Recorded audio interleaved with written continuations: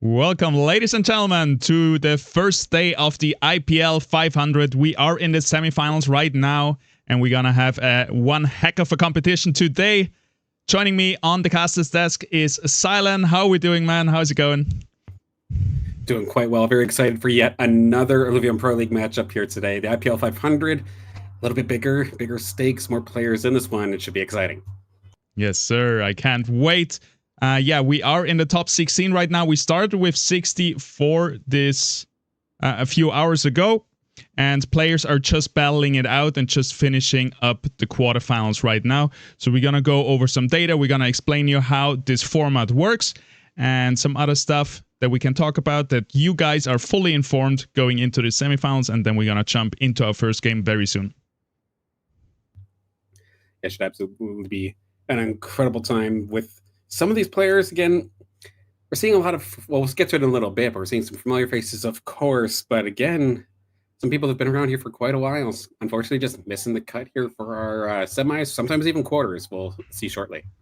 Yeah, I can't wait to see and hear all about it and know what has been happening in the top 64. I haven't looked too much into it, but here we're gonna go over our basic information that we all want you guys to know, so you know what's going on. And this is the Illuvium Pro League. That's what IPL stands for. And here we have a little format explainer. So this is the IPL 500. This is our medium-sized tournament. It's gonna be, or it is, a 64-player tournament. We have the top 48 players out of the sit and go qualifiers that happened yesterday. We have 2 windows for that, so everyone can compete and play. There's open qualifiers every weekend for every tournament. And then we have the top 16 of the tournament players straight directly invited to the top 64. And then we have day number 1, which is today. From 64, we go with a best of 3 down to 32. And then another best of 3 brings us down to the top 16. And that's where we're going to kick it in right now into the next best of 3 that we're going to watch today, down to the top 8 players. And then tomorrow, we're going to crown our grand champion in a best of 5. And that's going to be huge. So today's just a warm-up, give you guys all a little bit of context. And I think everybody can see it that has been here over the last few weeks. We have improved our format. So we have now best of 3 all the way in the preparation to the grand finals, and then a best of 5 in the grand finals. Yeah, because it used to be the early rounds were just best of 2, right? And it was giving a lot of people a really, really hard time, especially if it happened to be a region that they maybe weren't necessarily so accustomed to. But get that one extra game, balance out a little bit. Exactly, yeah. It used to be best of 2 a little bit, but now we just went full competitive mode. It's going to be a little bit longer because players today play 9 games. But this is, it sounds rough for some casual players, but for pro players, 9 games, or in this case, maybe 7 hours or whatever it's going to be, is quite a short day in esports in a tournament day. That's absolutely definitely a grind and exhaustion, and like keeping yourself actually sustained throughout this entire tournament is something people don't necessarily think about when thinking about esports tournaments, but with the longer format, it's definitely something you have to take into consideration. Yeah, that's a whole nother skill expression in a way, where the preparation and the sustaining through tournaments is another thing. Like, we have different time zones here even, but just if it is in a comfortable time slot for you, you still have to plan like your food, so you don't maybe have a sugar crash if you eat like you eat cereals before the tournament starts. Like, you're gonna have a bad time halfway through the second game or whatever it's gonna be, or the sleep coming up to this, and then your nerves and everything. Like, there's a lot that goes into this every weekend for these competitive players that we have in Illuvium. Absolutely. I know back, I'll sneak in here real quick, but back when I was working with collegiate esports, I constantly have these weekend-long tournaments where my team would sit in the winner's side of grand finals. They have a big old break, go eat something. Then they don't. They just end up scrimming or doing something else. They keep on playing. They just keep on playing. Grand finals rolls around. Now they're complaining about being hungry. Yep. And they lose and throw. So yes, it's sir. honestly something, as we see our prize pool, of course, as being an IPL 500. This one's a little bit bigger. Yeah, we have $5,000 in the prize pool. Next weekend, we're going to have an IPL 1000. And it's not only double as big, it's 4 times as big next weekend. But for this weekend, we have $5,000 in the prize pool. First place takes 1,500, and the top 40 are in the money. So definitely a good paycheck here to be taken home for the top players. Have some fun and get a little bit reimbursed, or not even reimbursed. You didn't pay anything to begin with. Just showing up and having a good time and getting a little something for it. Can't complain. Yes, sir. And then we have the rest of the upcoming tournaments. You see it here on the left with a little arrow. That's where we are right now, Saturday, October 25th for the IPL 500. And then November, starting on the 1st of November, we have the IPL 1000, $20,000 on the line, into an IPL 500, into another IPL 1000, into our final call tournament, which is going to be a big Swiss stage tournament where the top contenders get a straight invite to the World Championship as well. So this is the final call for all contestants who have not qualified yet after the last IPL 1000. And then we go straight into the World Finals, the World Championship in December. This is still something like subject to change, right? Everything until the World Championship is fixed. That's going to be how it's going to be till final call. But then for the World Finals, the Illuvium team, the IPL team, everybody is still like trying to figure out how we do it best. Is it going to be in person? Is it going to be offline? And so there can still be changes around that, and we're going to keep you up to date with that.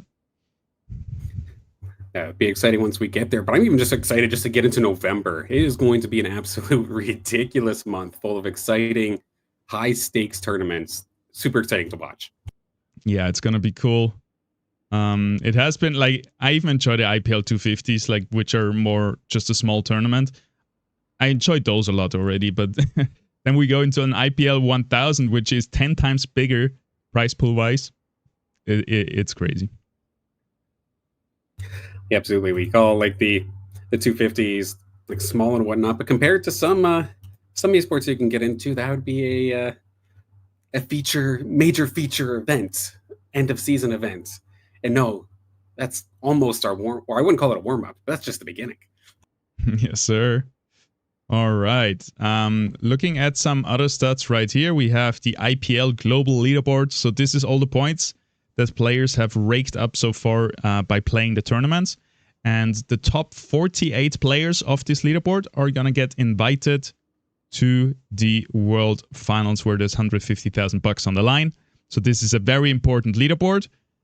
And yeah, we can see here the top 10. But I know, Silas, you like to scroll down a little bit and have a look at a little bit deeper down. Yeah, right? As much as I respect the hell out of I'm a Fishy's absolutely like perfect run through this tournament almost so far, absolutely blazing through. But I want to see where that cut line is, because the cut line for the most part is, or not even for the most part, it absolutely is. One good weekend for anybody can absolutely catch you back up into the spot. We see CFGD currently on the bubble spot there with 12 points. You can absolutely make up 12 points and make it past them. So anyone who's maybe just thinking that for the Illuvium Pro League that they're a little bit too late to truly get involved and get into Worlds. One, there's still the final last call qualifier. But two, even off of just points alone, you absolutely can make it into the top 48. Yes, sir. So, for example, today, if you are top 9, don't even make it into the grand finals, you are already in the top 48 IPL leaderboard wise. And then for the IPL weekend, you can get it. Yeah, and for the IPL 1000, you already get 14 IPL points for rank 13. And yeah, even if you are not able to get that high, if you instead are a consistent player who's like consistently in the top 20, for example, you can also rake up these points and be able to be invited to $150,000 prize pool gaming world championship, which is just crazy to me that I'm lucky enough to be part of this whole IPL league and gonna be able to cast this. And for the players, it must even be more exciting to be part of this, especially if you don't really have this pro player background already, but now you got the chance to be part of it in this season number 1 here in Illuvium. I mean, Paz, I know casting's nice and all, but You and I could absolutely just show up for the 1,000 and rock through it, right? Yes, You sir. and I grand finals. Let's cast while we're competing. No, I'm strictly for the casting side of things, but that would be pretty funny. Yeah, let's just get AI to do our job, and then we're gonna play ourselves. One of these days, I'm gonna play qualifiers again just to get my ass handed to me. So then I'm gonna be happy again and not too sad that I can't compete, because it's always easy on the sideline. Like, these players make it look easy, right? But there's thousands of hours, thousands of games, a lot of practice, and a lot of dedication going into this. So yeah, it is a more a job than a game for some of these players, for sure. Just like with traditional sports, like, right? Oh, it looks so easy. I can do that. And then you actually try and do that and you get humbled real quick. Yeah, that is it. That is it. Talking about this, we could maybe look at some player scores. So I pulled up for a little bit analytics, because we don't really know yet who will get into the finals, into the semifinals, and all of that. But here I pulled up the top 3 players in the leaderboard right now. And we start with Web3 Gaming TV. He's currently sitting in 3rd position on the leaderboard, which means he has a rating currently of a Grandmaster, 3,240 points. And not all stats here are perfectly correct, but what I want to look at is first the first line, which is just a lot of rating change. But what I really want to look at is at the bottom, very right, for example, drone augments. So I think this is very, very interesting. By the way, this is of the last 7 days. And here we have, for example, lightning speed rank 1 is his most picked augment, which I find interesting. And this is where I get some inspiration for my gameplay myself. No, absolutely. And it also kind of gives us a better idea too in regards to like what augments are being used. We kind of predict, say here, like Hyperforce Reactor, even though it did get changed ever so slightly or nerfed ever so slightly, still extremely or used extremely often. Aqua Blaster as a top weapon, the water scion weapon. Absolutely. And really interesting, don't see that right? The weapon in regards to like the community as a whole, but considering Web3 likes playing a lot of bunker, that does kind of make a little bit more sense if you're trying to be a scion alongside protecting the rest of your scions. Then yeah, lightning speed, isn't that the attack damage and attack speed just like raw percent? 20% or something? Movement speed and attack speed, yeah. Interesting. Bingo, that's it, yeah. That's interesting. Yeah, I think so too. Like, it's really some of these stats are really a shocker. And what I wanted to say in the top, what I forgot earlier, top 3 rate 94.44%, which is quite impressive, I would say. And if you want to be a top gamer, that's what it takes. Consistency. Not even top 4, right? Which already with top 4 you don't lose points. It's somewhat winning. But top 3 rate 94% is crazy, I think. Especially right now with the way the competitive formats are, consistency outweighs your peaking for the most part, except when tiebreakers kind of show up. We're not doing some sort of checkmate format, for example, where the only way to win the tournament is by getting a win. No, just keep getting podiums over and over again. Be consistent. Don't drop the ball in a game, and you can absolutely get up there. But you damn well better be ready to adjust in case a format like that does end up showing its face sometime. Yes, sir. And we have some chatters. Welcome, chat. Let us know if you like the IPL. Press that like button. Press that follow button. Click all the buttons you can wherever you're watching. Thank you very much. We're streaming over Twitch, YouTube, and Twitter. And also Facebook, I believe. I didn't even know that's a thing, Facebook streaming. But yeah, we're also there. So choose your platform of choice. And Kirito right here in the chat is saying competition is getting harder. Got a bunch of new TFT players that's been learning the game pretty quickly, which is always nice to hear from Illuvium Enthusiast point, because we always love new players coming in. But it's also scary for the current players, I would say. I mean, yeah, as I say, even for the IPL, for the league itself, I mean, we've kind of seen a small influx. Of course, the first one that really comes to my mind was Narkesh, right? Who came in and won 2 IPL events at this point. But players like Slooper and Zabrojson and even more have started to come on in, make semifinals pretty consistently, make finals even. We saw Slooper last week. We saw Zabrojson again, but Zabrojson, I remember going on to their stream. It's like the tempo really threw him off because it was so fast, and a lot of that was due to having 3 Crimson Wastes in a row.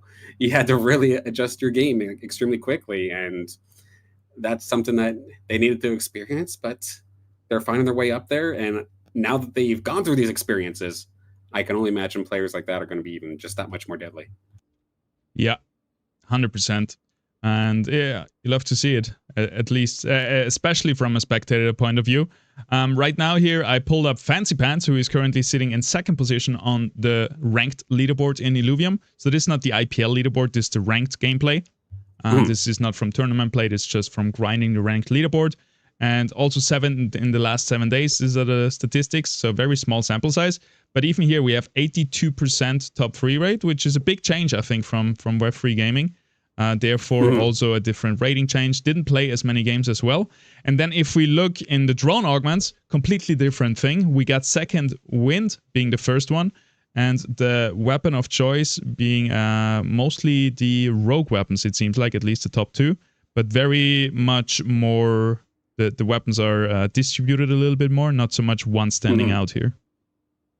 Yeah, the individual play styles definitely come out to shine. But then there's also something I do want to bring out here, because Fancy Pants might be top of our ranked leaderboard, but that does not translate necessarily one-to-one with tournaments, which over the last couple of weeks, they'll qualify into the IPL.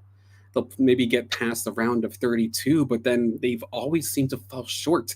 Then rather it be the round of 16, or sometimes in the round of 32, they tend to kind of drop the ball, unfortunately. So yeah, ranks does not necessarily translate into tournament winnings. Yeah, I've seen that a lot from different players, that sometimes the best ranked players are not the best, or oftentimes are not the best tournament players, and vice versa. It's definitely a little bit different of a skill set. And then we come to the 3rd person here. And for this player, I think it has not hold true, and he has been able to perform in tournaments as well as in ranked. We got Lynx here.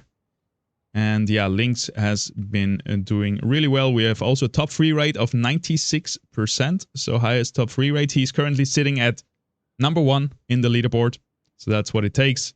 And then looking at the drone augments, bottom right, different game completely. Again, we got Battle Momentum leading the charge. Stacking attack speed. Stacking attack speed, exactly. And I think this is a great thing to take away here, that when you get a stage 1 drone augment, which are usually not very impactful, right? With Battle Momentum, at least that's my reasoning why he takes it. With Battle Momentum, you can kind of cover the stacking, and if you get into a long match, you have that covered with just a stage 1 augment. So I think that's really a good choice here. Yeah, beat something like, I don't know, getting 7 mitigation at certain health points or something like that, and can still absolutely bring you value into late games. And then I want to touch on Lynx, because yeah, Lynx kind of surprised me. They're always in IPL. I never think much of not that I don't think much of them, but I kind of almost expect to kind of see them, so to speak. So, oh yeah, Lynx is in there, like doing fantastic as always, but I never see him play ranked or anything like that. I just must play at a different time. And then I looked at the leaderboard. I think it was just the other, or maybe 2 days ago. I was like, wait a second. They're actually like at the very, very top. They're like the best player, or in the top 3. I did not expect that at all. So yeah, like Web3 and Lynx, they're killing it in both ranked and IPL. And other people are ready to charge and try to take their spots. But you can see just these players doing a fantastic job at putting in the work. Exactly. So now we're going to switch over to the current standings in this tournament. Which well, we are, I'm looking at the quarterfinals right now, and this is not updated yet. So 1 second, we have to pull in the new information, and then hopefully it comes through good enough on stream so we can analyze this a little bit. I'll call this unofficial results just in case something does manage to happen to change, but taking a look at lobby number 1, Thanatos Hype making it into the semifinal alongside Lynx. So fair enough, Lynx getting in there once again. Fox Spirit having themselves a good day getting on in. Hoshi as well, or Hosh1, going to get in there. the ones unfortunately missing the cut this time going to be Exist, Subek, Haas, and Luke Keats. Yes, sir. Yeah, that's Hoshi. It is Hoshi. Okay. Yeah, I've played a lot versus him back in the days when we had Ascendant Arena, when it was a one versus one type of game. So he was very impactful back in the days in those tournaments, where he would always come up with crazy new decks and very creative ways to play the game. So excited to see what he's going to bring today in the semifinals. And yeah, on the other side, we got Slooper. So glad we see him again, stomping his lobby on 18 points. I'm a Fishy, Fury's Hollow, so a really tough lobby right there. Fancy Pants, Luix, Orc, and Alankareka are getting knocked out. And what I see here is a couple of new faces and a new guild called Guild. And it is the same as Slooper, so I guess this was a very guild-heavy... It's funny to name you Guild. It's going to make our job a little bit harder. It's like, how do you say that? Because, yes, Guild technically won the lobby, but there's more hypes in the top 4. So who really wins here? Yes. Not unfortunately, but I would say unfortunately for Guild, it would end up being hype in this instance, because the semifinals don't care where you finished in your lobby as long as it's in the top 4. Exactly. But big shout out to Guild coming in here hot, and already securing the first place in this lobby right here, plus another valuable IPL points for qualifying for the World Championship. Absolutely. So yeah, cool to see top 32 here. Definitely no easy feat to get in there. And then we go down to the other 2 lobbies we had in this 32-player quarterfinals here. Yeah, taking a look at lobby number 3. iNostology, who actually just showed up in the Twitch chat. Hello, and good luck with your semifinal matches, as we also have them paired up here with Narkesh, Karabasov, and Sota Hype, a couple of past finalists and IPL winners in that top 4 alone. And everybody else in that lobby, of course, not any slouches at all. I'd argue that this is essentially a death lobby. RS Hype, OLA's Nariba, Kulagast, and Not Complain Hype, past winners, past finalists from IPLs, all stacked up in that lobby. That was a crazy one. That is a tough one for sure. Like everyone knows Nariba by now. He has been holding the #1 ranked leaderboard spot for many weeks.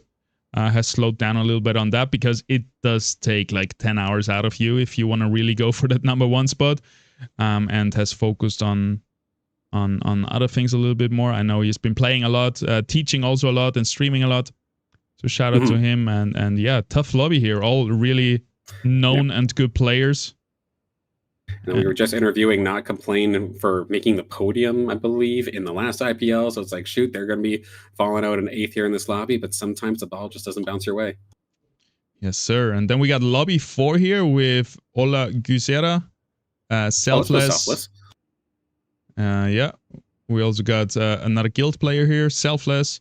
Lemko, I think that would say Hype here for the dots. And we have Ola Frodo as well coming in. So a lot of Ola Guild Hype showing up on the leaderboard. We got Maru, Web3 Gaming. Oh, Web3 doesn't make the cut. That's surprising, it seems like. Oh my god. I feel like this might be the first time, or at least the first time in a while, where Web3 is competing in an IPL, and we don't even see them. I would expect them almost in the finals, let alone the dropout here in quarters. But again, just any given weekend, anything can happen. Unfortunately, there for Web3, not going in their favor. Yes, sir. I mean, he will get some well-deserved sleep, because he is from Australia, I believe. So it has always been very hard for him, like playing all night long. So it's not the end of the world. He's already qualified for the World 100%. Championship. So right now he's more playing to increase his monthly paycheck from Illuvium, basically. And fair enough. Yeah. Enjoy the break, Web3. I know there can be RNG or bad days or whatever it is. So that happens. And Slick's also down there. I didn't even finish saying yet. One of the crowd's favorites for sure. I can hear the rage in the back of my head already, just from watching his streams last couple of weeks. Slicks is just so good like strategically and planning things out. But the thing is, as random things happen, or not necessarily random things, but things happen that maybe that wasn't necessarily accounted for, and it throws everything out of whack. And you could see it on his face, unfortunately, when it doesn't go his way. And making it to the quarters, I mean, still fantastic. But this is a couple weeks in a row where we know Slicks is shooting for the moon, but unfortunately, not even breaking the atmosphere. Yeah, maybe we can get him on maybe tomorrow for casting a game with us. That would be cool, because he has been doing a great job in the Hype Guild, like teaching other players and also streaming now more, giving away more and more secrets and more tips and tricks to everyone. So I really appreciate that part. And yeah, I really hope he makes the IPL 1000 next week, and I hope he doesn't get demotivated by this and rather picks up the fire, the steam, and just is going to show us all that he still can do it. He's had a Monarch break the game and make him lose a grand final. He can handle a quarterfinals finish. Yeah, we'll see him back in a few days. I am absolutely sure. And then one other player I don't want to gloss over here because I haven't mentioned them yet, but Brazuca, making the first time I'm seeing them here in IPL, making it to quarters, solid run. Yes, sir. Okay, we got confirmation from the players. They're slowly but surely loading into the game.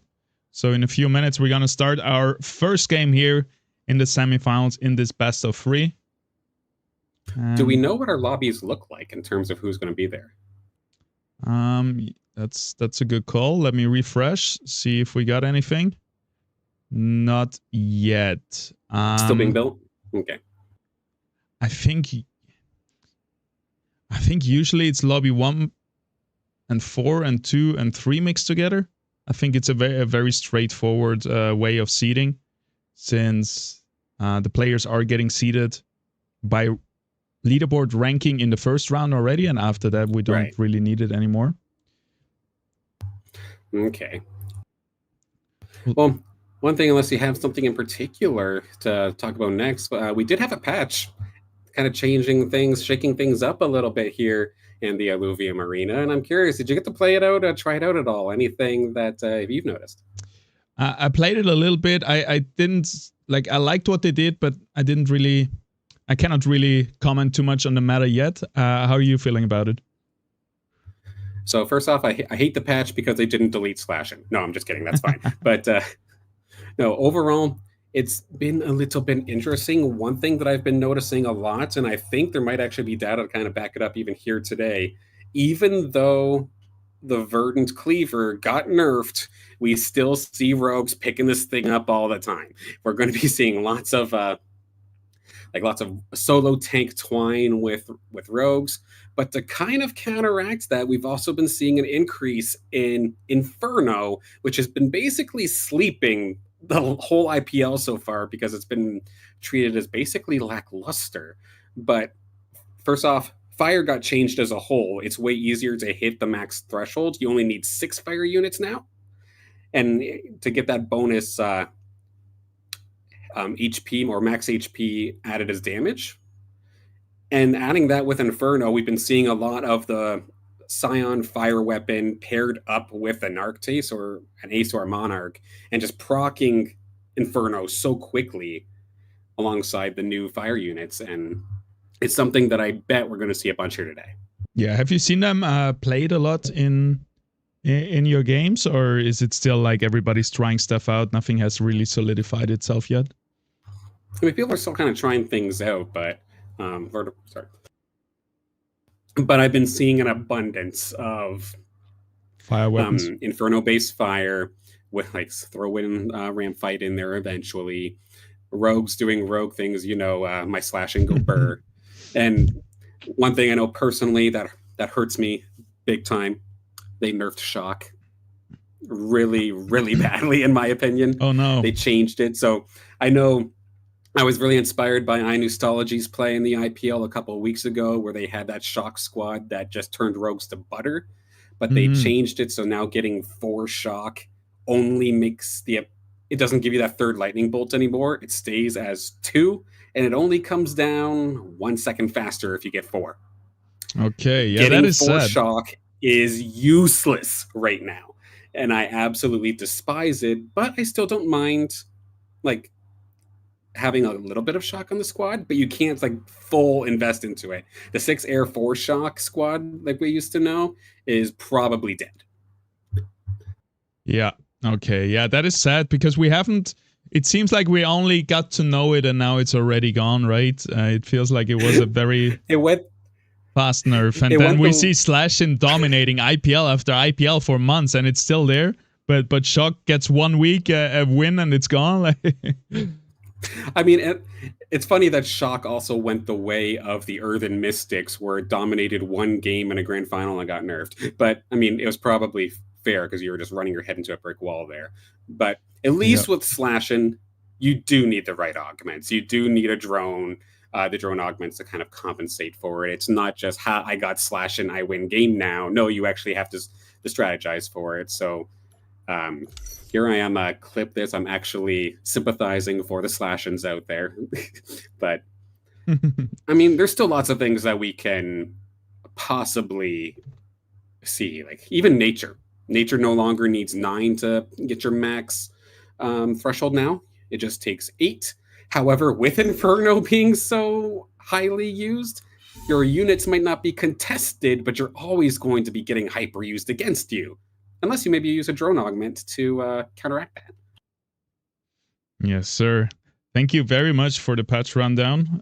It's always very important to know if things have shifted, and we'll see how it solidifies itself today. I'm loading into lobby number 1 right now, and we're gonna see how it goes. Let's swap over to it in just a second. Okay, wait. There's a little... I think I don't have my glasses on. Something's blurry. I was going to say, is it just me? Or there it goes. Oh, we're back. We're back. Shard Bluff. We got Shard Bluff already. Shard Bluff. The Reactive Bluffs channel. Whatever. Draft rounds only give legendary augments, which is crazy. Wow. I love it. Okay, so everybody's going to throw the early game. We are going to see a lot of people take hits. We are going to see people intentionally try to lose, I feel like, because they want that shot at those legendary augments extremely early, extremely quickly. If you get stuck with a legendary augment because you're leading the lobby that maybe doesn't quite have the equal amount of power or balance of power of sorts, it can absolutely snowball a game away from you. It is a deadly region to have to play with here. Yes, I can't wait for that first carousel round, which is gonna come right here. I believe at 8. And yeah, it's gonna be so important for people to actually lose as much HP as possible before that round number 8, so they have a better pick. Because usually, if you're like in the first 1, 2, 3, the few legendary augments that's left on the carousel are usually really bad. It's usually extremely rough, and you're bad situational, let's say. Yeah, and sometimes you might get it, and the team that you're going for has absolutely no use for that item, and it really throws you completely out of whack. So that can be a struggle. And then to quickly touch in on the other lobby, they got Crimson Waste. So both squads playing a different sort of tempo of sorts here with the way that the game's going. Okay, let's quickly go here over the weapons, and then we also have the second lobby as a backup. So whenever we have like PvE rounds, we're gonna try to have a quick peep together at the second game. So this is something we're gonna try today, to have a little bit more information over the whole of the semifinals. Here we have Emberling Rod coming out for Fox Spirit. Hey. Yay. I know Salas loves it. And we actually changed it too. I'll go into it later. Oh yeah, let's see. We got Ripple Flail here for Karabasov, the Vinebound Cleaver, Aqua Blaster for Lynx, Vinebound Cleaver was for Frodo, Shadow Maul for... everything is switching now for Guzera. We got Hollow on the Strike Boomerang Firefighter. Very, I think this was the most played weapon in round number 1 of the tournament today. Just a little fun fact on the side here. And then we have the Title Shift for Narkesh. That's it. Yeah, I'm personally excited to see Emberling Rod start to show up a little bit more often here. And one of the changes they did do recently in the patch is that they changed the way that the Emberling Rod actually explodes. So it's basically always doing the 2 blooms of damage now. I mean, like before, it didn't necessarily feel like it, but they made it so that how long it takes to explode is only a half a second now instead of 1.5 seconds. So when those times in the past where they would plant the seed, but the ranger would get stunned or rooted, and then all of a sudden the cast wouldn't go off, the amount of time you have to actually stun the ranger now is so small, so that actually getting the Emberling Rod to get its damage out is so much more consistent. Love to see it. And we are here in the carousel.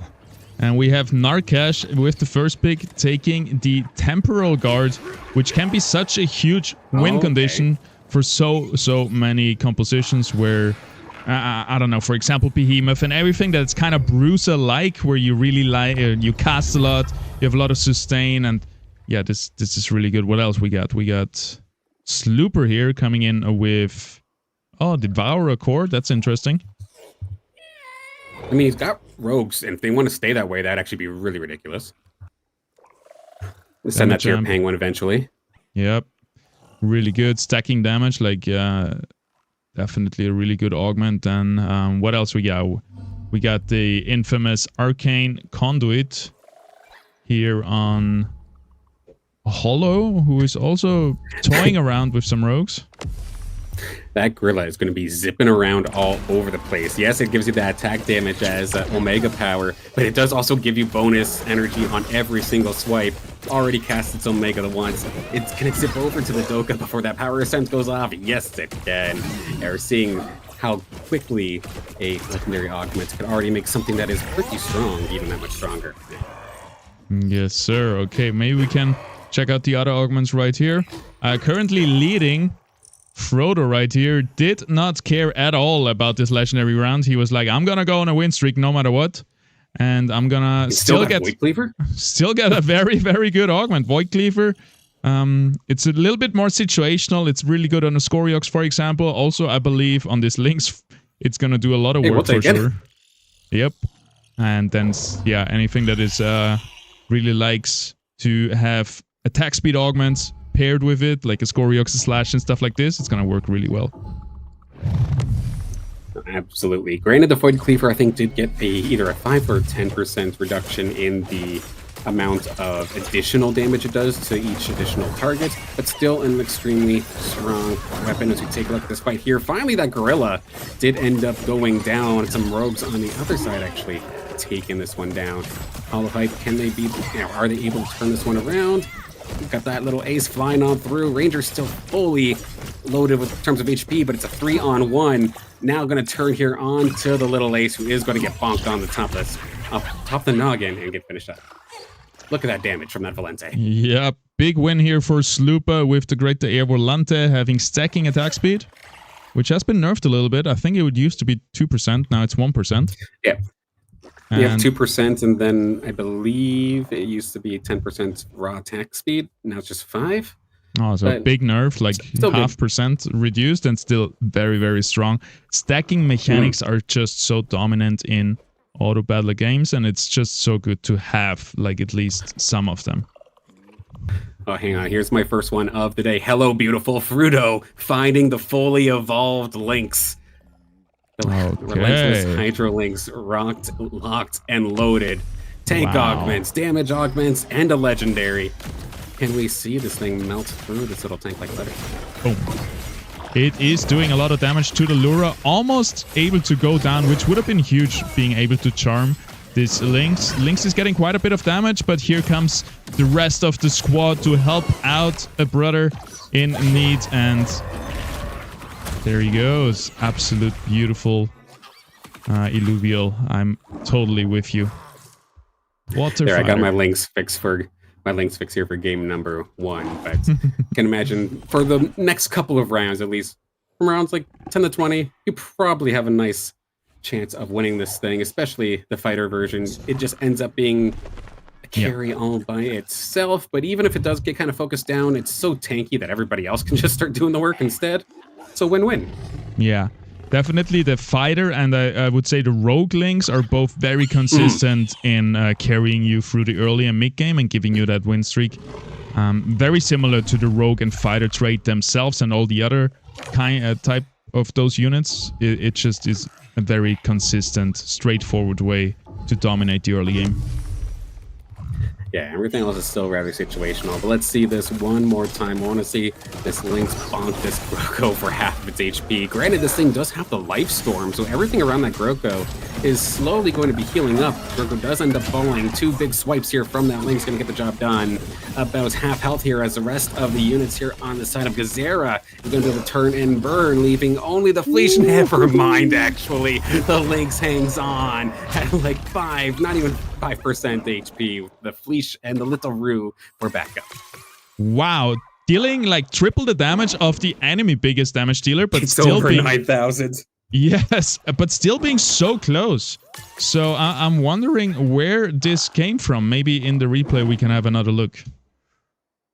Yeah, where did it even get healed? Like, how did it happen? Yeah, we have... I thought for sure that thing was going down, and then they were just going to converge onto the Fleesh, but no, not this time.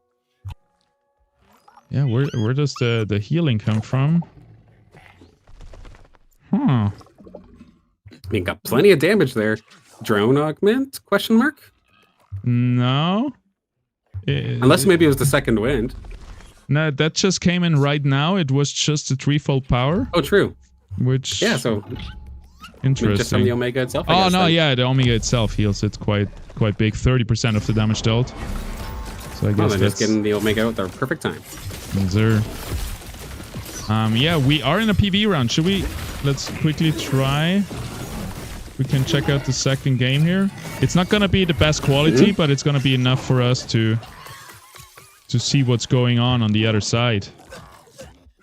Yep, as of this moment, it looks like I'm a Fishy is going to be leading the charge here. Fury down at the bottom. I'm gonna quick bring up and see. Holy smokes, that is a lot of air, and that is a lot of water here in this lobby. So lots of possible contests. If you're trying to go for mud, you're going to probably be out of luck here, it looks like. Fury just going for straight up fire. It's the Inferno fire coming on out here. I do see the ace down there. Yeah. Well, it's still very early, so we cannot tell much. I guess if you show the weapons again, we have a lot of water weapons and a lot of air weapons. That's what I can... Or a lot of water weapons and a lot of air units, rather. And we'll see how that evolves. Absolutely. Back to life, and where speaking we have... of Inferno, we already have 6 fire, 2 Inferno online. Which we've been seeing a lot more often. Going up against these rogues, going up against the Lynx that does end up falling. And this is exactly why I feel like we're seeing it that much more often. Never mind, they actually just popped it even though the Lynx died, so Hollow taking a big hit. Yep, that was very fast again. I saw the Rampy and thought it was Hollow. Meanwhile, it's on the same team as the Lynx. Yes, sir. Frodo with the rogues here. Just 7 rogues, 2 predators, and a big Lynx coming through. So that is a crazy damage composition from Frodo. And yeah, he's gonna be our first King of the Hill, and we're gonna go down to the bottom. Well, actually... We're gonna stay. Do Narkesh probably, unless you want to stick with see what Lynx is going on here. We can swap over to Narkesh because I want to see something fresh, and there it is. Look at that, Time's Respite, or well, now it has a different name. Temporal Guard here on the front line on the Harbinger. No, it's not a Harbinger, but it's a big Axon trying to tank everything. And this is already 8 water, 2 tsunami, which did get a buff in this patch. Damage went up as well as its range, I do believe. So by throwing it now onto this Axon, we're going to see some pretty consistent shielding, consistent healing, and this shield going up big time. The poor little dash on the left-hand side is stuck. The Stabbin is keeping it trapped. It's finally going to get into the range of the Ranger, but it's going to take way too long. It took way too much health for essentially free. It's going to be all up to the Ranger on the green side here and the Axon, which is still, granted, being topped off by that Flood in the background, and they might be able to just out-sustain this. The Time's Respite or the Temporal Guard is not going to be able to come up one final time. And of course, the poor little Flood, he's just a big, I was going to say a big little guy? He's just here to heal you. He's not going to fight back and will end up falling. Yep, only having a Flood left alive and the end is quite rough. You wanna somehow manage to use its health bar a little bit as a resource. But yeah, that was a tough fight here for the 8 water. It was really close. The Tsunami Vanguard Ranger did so much damage. But the stabbing just got knocked out by the enemy Ranger alone. Yeah, like you said, the dash was locked in. Too. That was heartbreaking. Yeah. And yeah, the Lynx really, like, just the stage 2 Lynx performing so well already. But I mean, this is all calculated, right? This is just so you get first dibs here on the second carousel. We've got another Temporal Guard, 2 Temporal Guards actually, Fox Spirit and Lynx both picking one of those up. A couple of damage augments. I think I saw another Arcane Conduit being picked up here. And as if one legendary augment doesn't make the game crazy enough, when you start stacking this stuff, it is going to be absolutely ridiculous. Yes, sir. Let's check out what Lynx here is doing at the bottom. Also oh my gosh, speak of which. Yep, we got Temporal Guard and a Transcendent Relic here on the side of Lynx. Only 6 waters. And the enemy team is Slooper here with a lot of rogues coming in. So we're going to keep our eye out for the Ramphie in perfect position here. Surrounded by a bunch of enemy units. It's going to go up in the air in just a second. And it's gonna deal a lot of damage to 4 units here, taking them all down basically. And yeah, that's gonna be it. The last unit standing is the Dash here with the 2 legendary augments. And it's gonna have a hard time, 6 versus 1. It's gotta evolve a little bit more into a Rake or a Number to take those many units on. Give this another 5 rounds and that would be a much closer fight once that thing starts evolving a little bit. But I think that's going to be a scary combination here, and even pretty scary here with that Penguin that we did just see had the Omnivamp and damage augment on top of it with the stacking attack speed. But this just lets everybody cook. What is the most crazy, overpowered thing that you could possibly think about making? With your combination of legendary augments, it's time to cook, craft up something crazy as we got our next fight here with the Sinolf ready to blast. Yes, we're gonna stay with Lynx here, currently sitting at 31 HP, so it's gonna be tough for him, and he's gonna try his best to get out of the hole, and he's gonna go up versus Hollow with the Inferno 6 Fire. That's gonna be an interesting one. The Artes flies in, it's gonna deal a lot of damage. Is this gonna be enough to take them down? Extremely close into this one. The Artis does get shot down. They had the cannon to shoot the AC-130, takes it on down. Now we've got the Axon once again. I feel like we've been here before, but maybe this time it'll work. Axon versus the Ranger, but you're sitting in the Inferno, so you're getting ticked away slowly but surely. But the heals, the shields, that Temporal Guard doing exactly what it needs to do. The splash of the Tsunami on top of it for the icing on the cake, winning that one. Love to see it. Hyperactive Axon with double legendary augments, making it so bulky. The Temporal Guard giving it consistently shields and heals and immune. And then on top of that, we just got a big buff to all the stats after 15 seconds with the Transcendent Relic. Huge team fight here from him. Reminds me of a meme, I think the social media intern had posted up. It's like, Atlas, you know you're not supposed to be the carry, right? You're supposed to be a tank, and it's just looking at you stupidly like, no, I'm the carry, or something like that. That's basically how the Axon seems to be behaving as of late. As we have ourselves, of course, the NPC round, load up a little bit of credits here, and hopefully here for Lynx, maybe find themselves an evolution onto that dash sometime soon. As we quickly take a look, let's see how things are going up the other lobby. Yep, the other lobby, it seems like Amafishi is still leading, very healthy here. And team-wise, yeah, we got it's a little bit hard to take it all in 1 second, but what really stands out here is 80 HP on Amafishi and second place below 60. So a big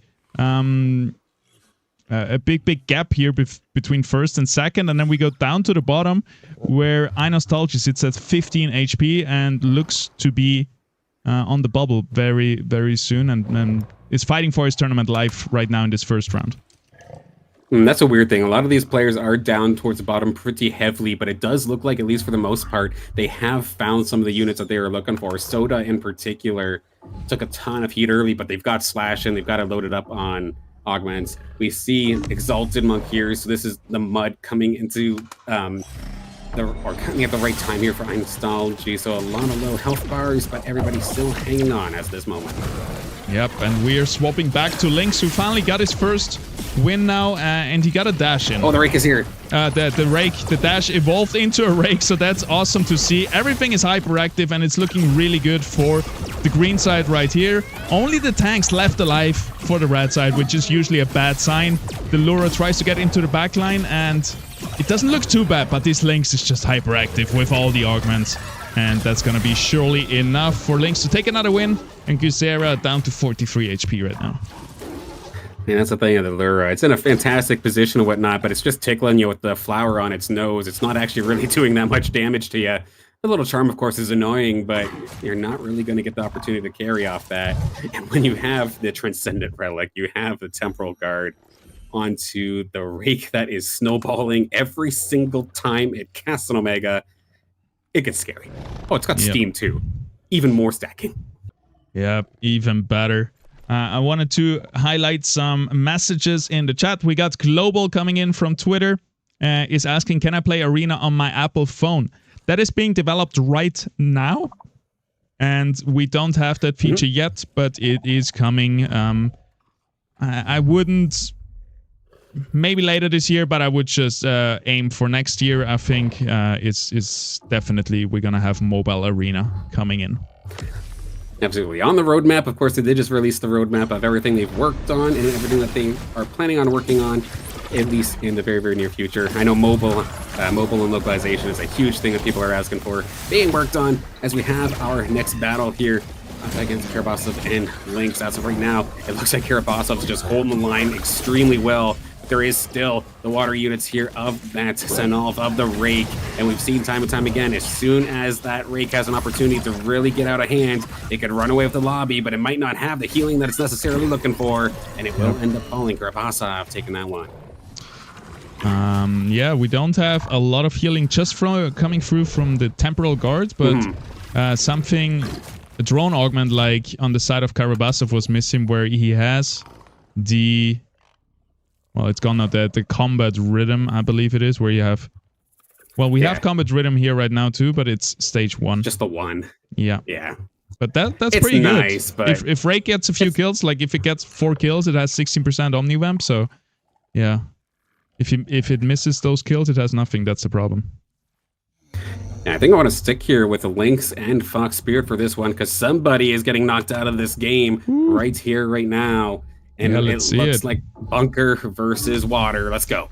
We haven't seen Fox Spirit a lot yet in this round, but we're going to see him when it's most important, when he's on 7 HP, full bunkered up in the corner. So we're going to have a look at the Furiox. Is it going to stay safe? Is it going to stack up attack speed? And the Rake here, can he break through the twine and get into the backline? It doesn't look like it. Frontline is getting healing, it's getting shielding, and nothing is falling, and there's just no access to the backline for this Rake, and for also the Sinalf doing almost no damage with this laser. Look at that.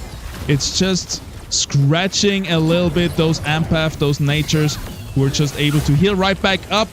The Furiox falls in the end to the Ranger, I believe, but is that gonna be enough? It seems like it.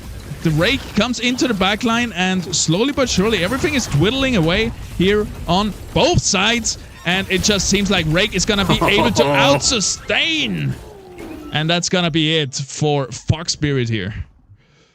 I think the Ranger might have just come in clutch, or it was one of the Rake Omegas, because of that point there, because that Archos there on the side of Fox Spirit had that Life Storm, all of the little damage, all of the like stray damage that the Furiox was taking, and that from the Sinalpha as well, was just slowly getting healed up over time.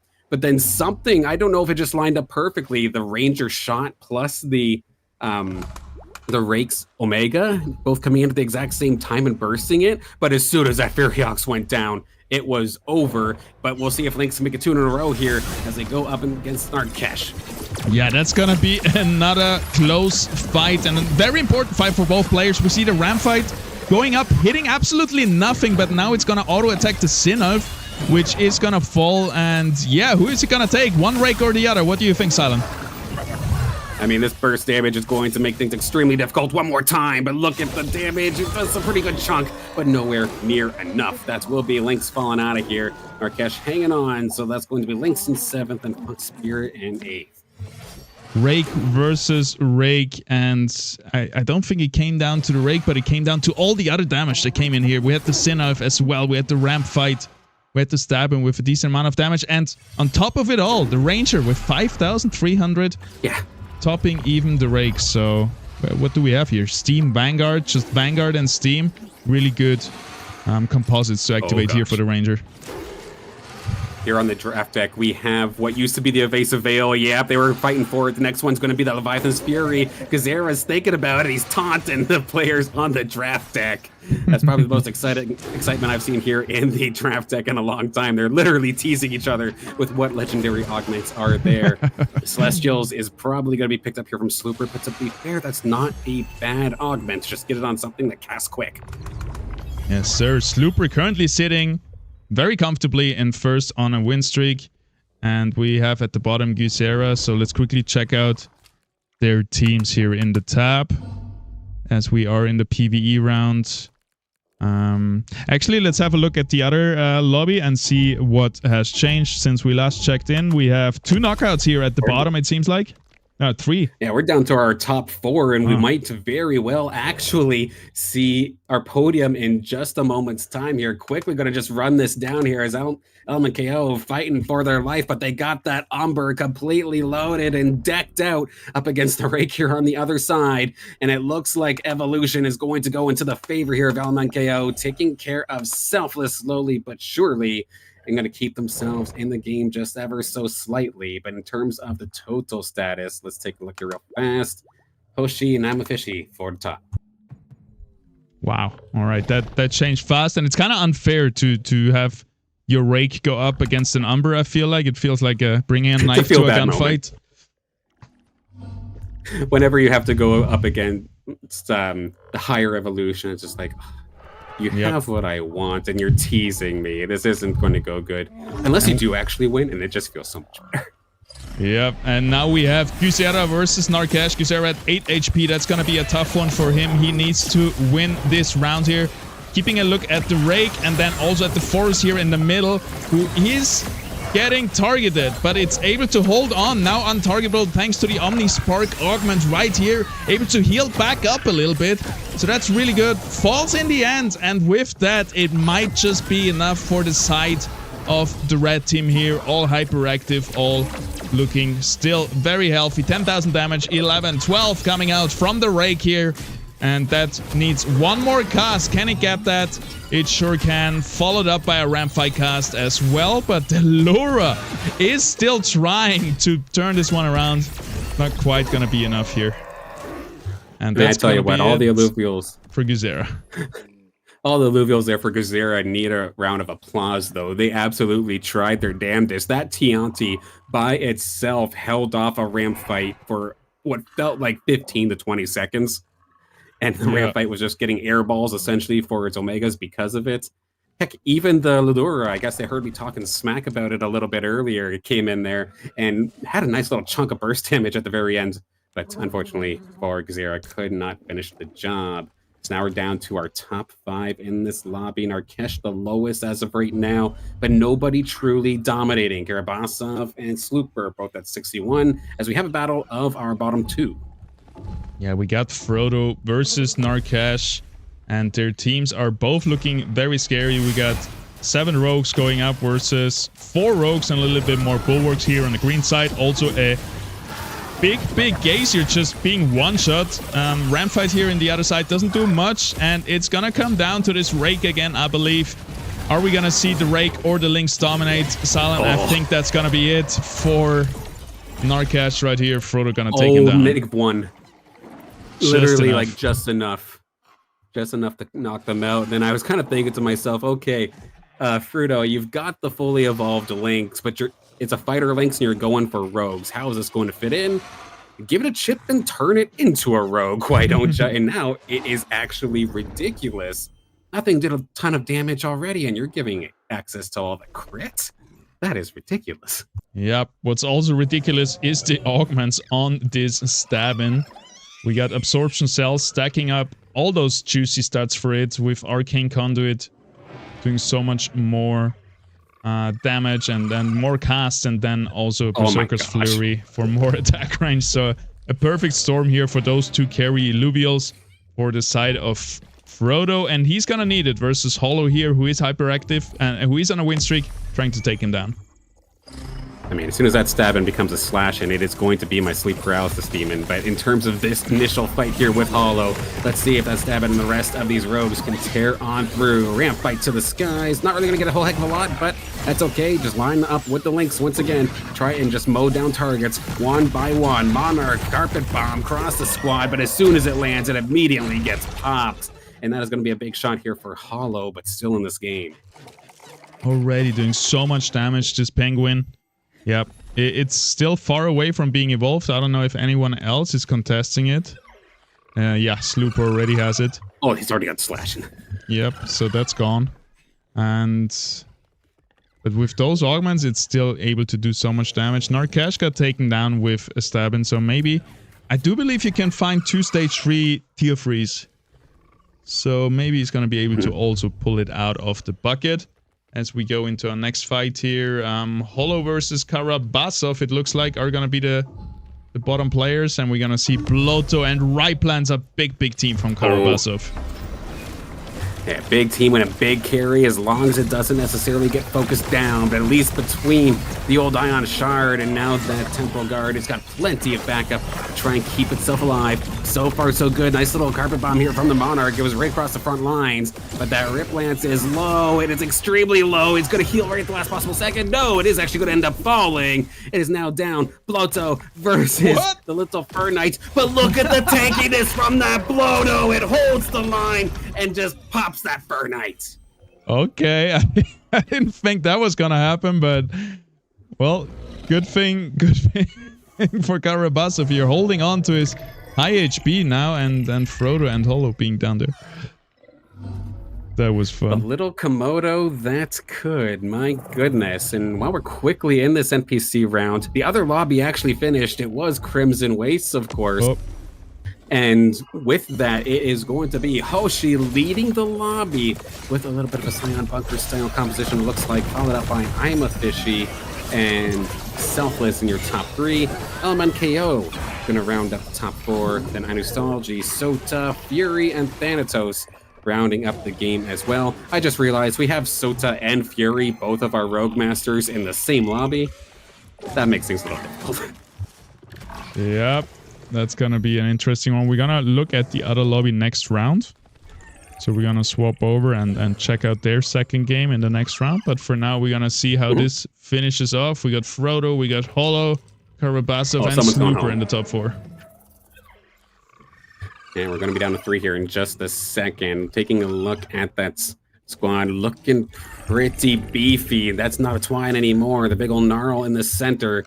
Going to be looking to puck that Verdant Puddle as soon as possible. But you have all this fire, you have all this damage here on the other side, and you've got the Mammoth to try and just absolutely disrupt through everybody. Looking forward to seeing how this one ends up going, but somebody's going home. Is it going to be the fire? Is it going to be the water and dust? Let's see how this goes. Let's see about positioning as well. The Furiox in the front line, the Ranger and the Fernite in the front line. And who is going to be tanking all those rogues? Well, it's gonna be the Cinch right here, and he's gonna hold the line for quite some time. On the left side, we see the carries are pretty much untouched. Furiox blasting away, and also the Fernite still alive, and it's gonna be enough here. Wow. Also with the Monarch damage just being so high for Hollow, taking down Frodo for the top 3.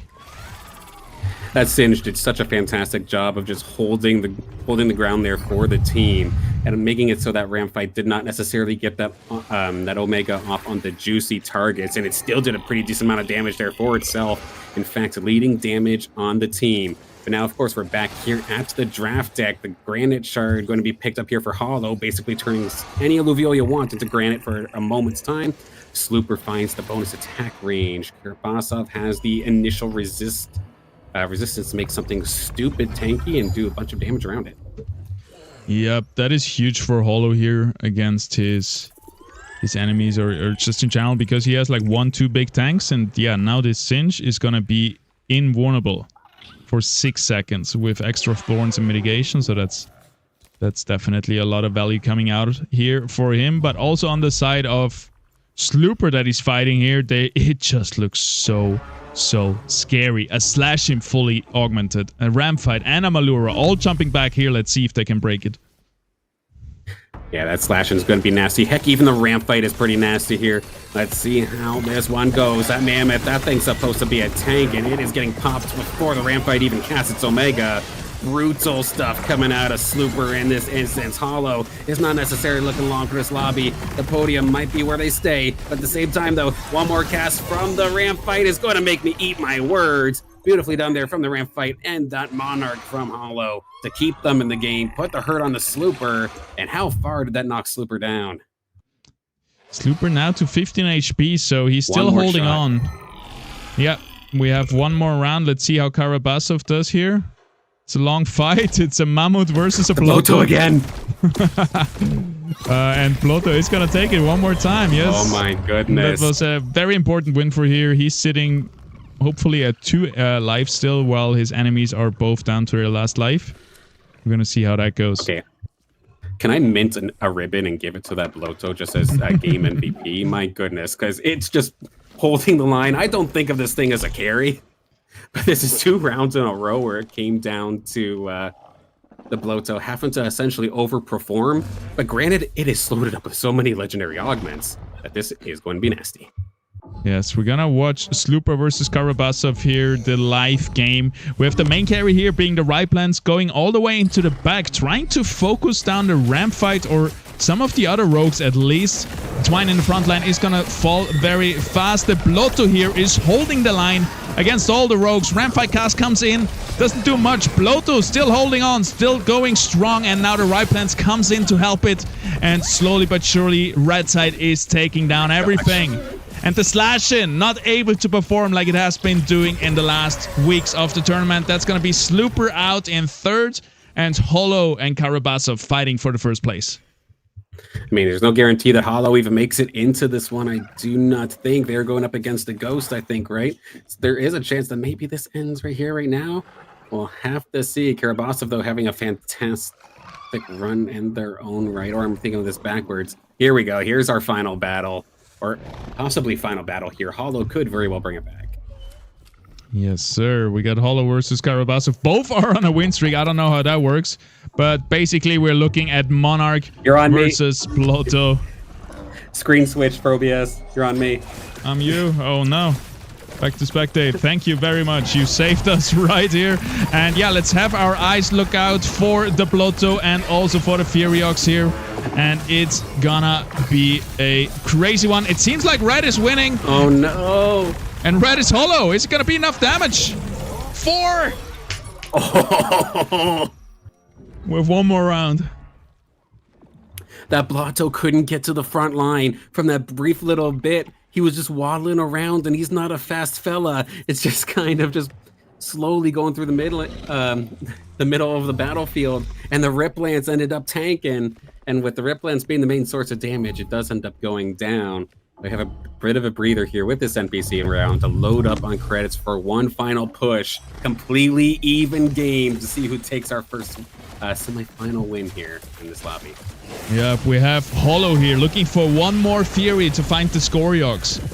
With all this money coming from the PvE round, he might just get it. Oh, actually, that's Karabasov. Excuse me. On the side of Hollow, we also have one Furiox, so trying to contest the Scoriox as well, and 2 Ramphys, so nothing really close for him to find anything. And team-wise, it looks just so much stronger for Karabasov with the Blaze Knight, the Bloto, the Riplans.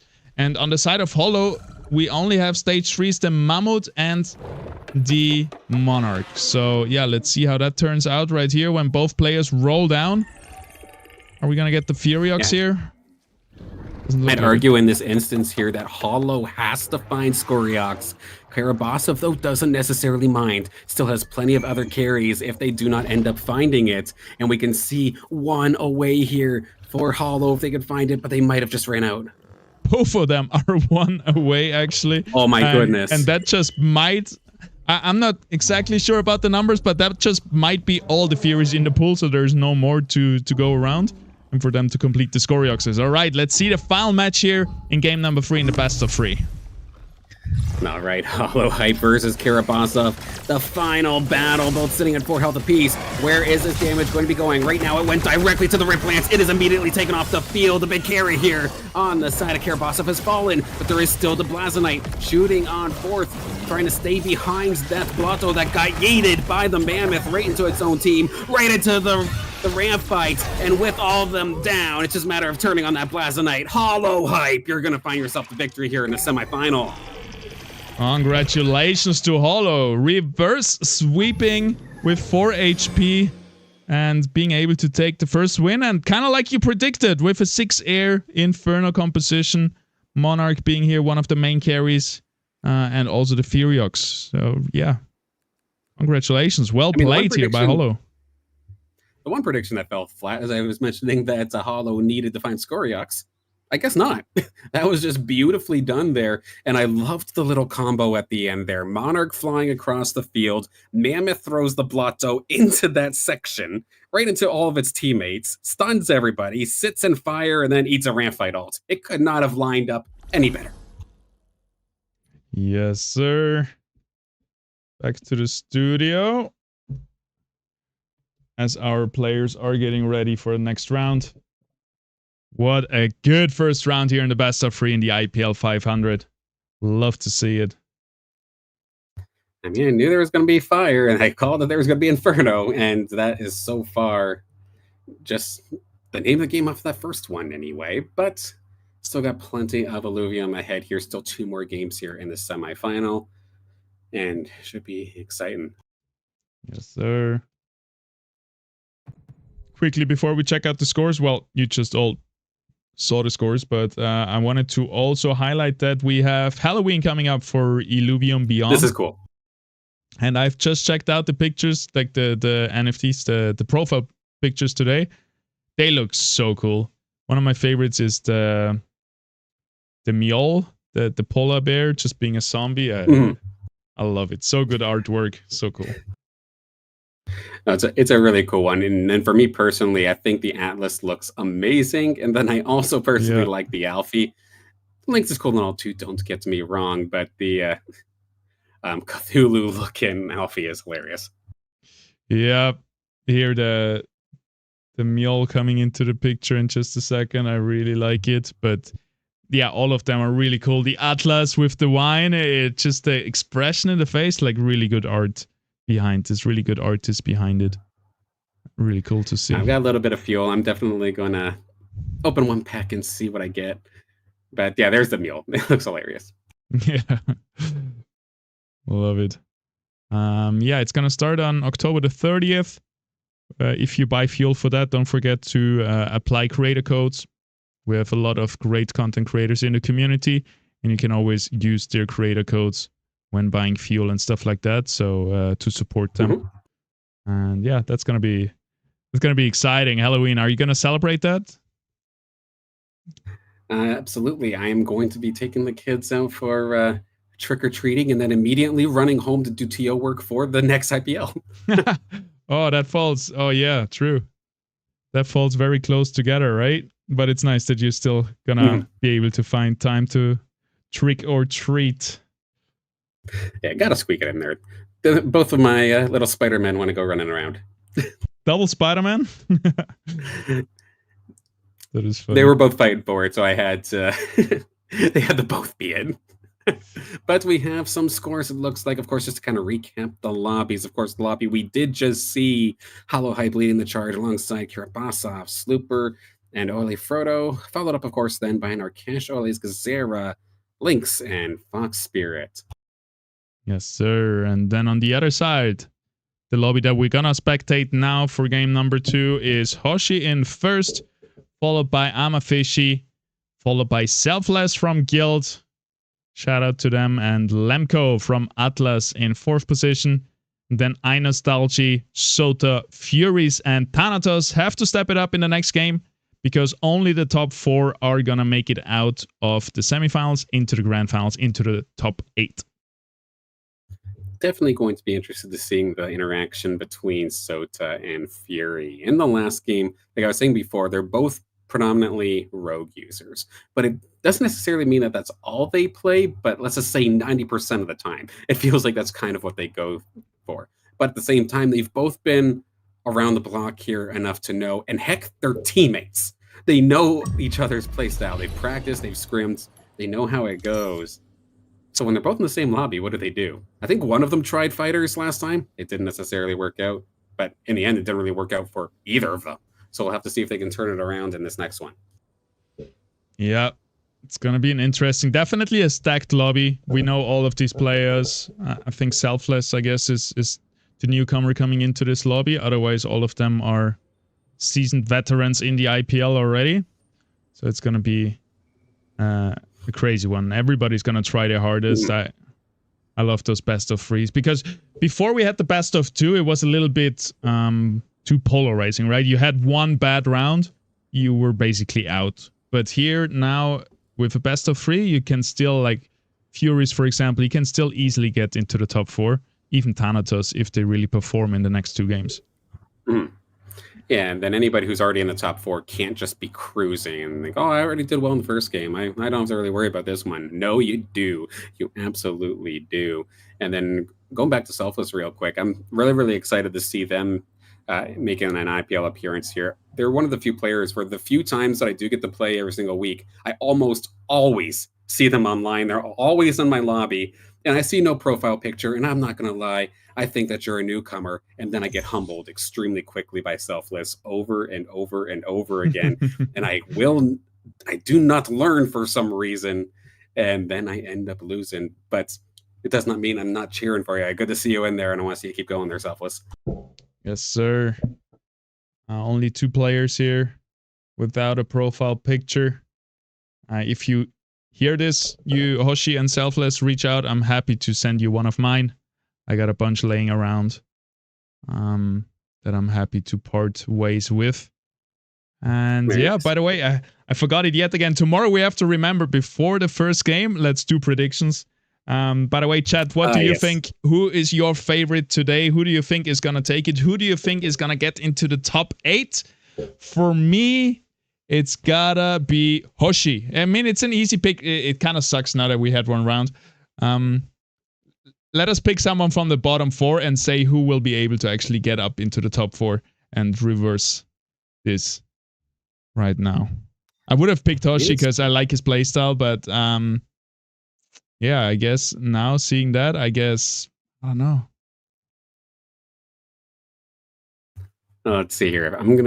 So we're doing top 4s? Bottom 4s. So I'm trying to predict who's getting eliminated? Now, who of the currently bottom 4 is gonna not be eliminated? Okay. I feel like the easy picks then is on the side of lobby 1. I think there is a very, very, I don't want a commentator's curse him, but I'm going to do a double commentator's curse anyway. I'm going to think that Narkesh makes it in. Surprise, I know. But I think that Lynx is also going to make it in after Hollow chokes from first. I do not want to be that guy. I want Hollow to prove me wrong here. But time and time again, I see Hollow in particular. They get off to a fantastic start, and the nerves kind of start shaking a little bit or something. The game plan doesn't go, or you're now on everybody's radar, and the way that you have to play and when people are focusing on you can be a little bit different. And unfortunately, I haven't seen them necessarily capitalize when getting a big lead like this. So I'm saying that Hollow is going to choke with the reverse commentator's curse that I'm hoping they're going to do it. All right, we got a full layup here. I do agree though, because Hollow, we know he's a super good ranked player and oh, absolutely, has a really easy time qualifying, but usually falls a bit flat when it comes to the big stage. Same like you. I hope the best for him, and definitely I'm cheering for him. But yeah, you are not wrong with your observation. I'm gonna go with a lobby 2 pick. I think I think Sota is just gonna get his perfect rogues and is gonna win next round and is gonna set himself up for a top 4 finish. If we see the Verdant Cleaver come out, we know what's up. Yep. Yeah, it's still the main rogue builds are still around Verdant. And I'm gonna join the game right now. They're live. Let's see it. Okay, and I'm hopped on to the other lobby for when the time comes. But here we are. Right in time for weapons, actually.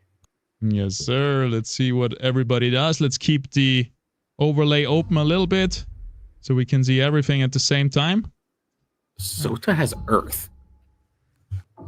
Okay. All right, going quickly over the weapons. We have iNostalgy on the Fire Bulwark, so that looks like Magma coming up. We got Shadow Mold for I'm a Fishy, Earth Empath. Then we have Water Fighter for Thanatos, Air Fighter for Lemko, Fire Scion Gauntlet for Hoshi, the Earth Bulwark weapon for Sota, Earth Rogue for Furies, and then we got Water Scion for Selfless.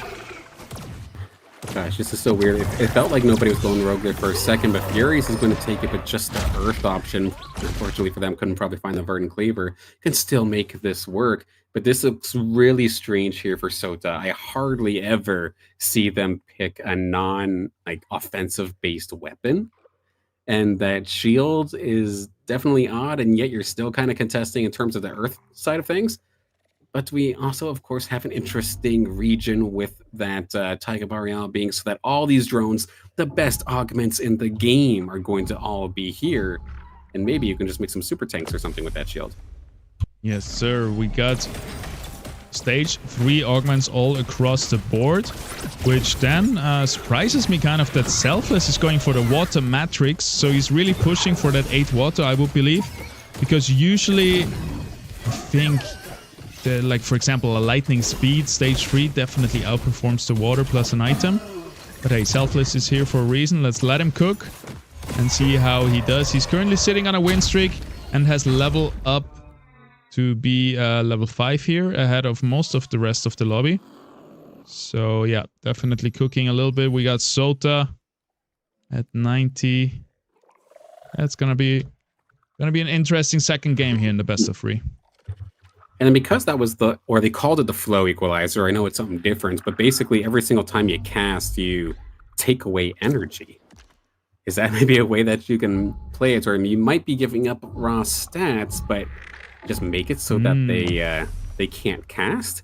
There have been some water builds that I've seen that are rather niche, where you can just build your team to completely just drain energy instead. Because even say the water bulwark weapon does have energy draining options, but they did opt for the Scion weapon, and maybe we'll see if this is just a one-off pick just to get more water, or if it ends up being something the build's kind of built around. But either way, right now, Selfless leading the charge nicely.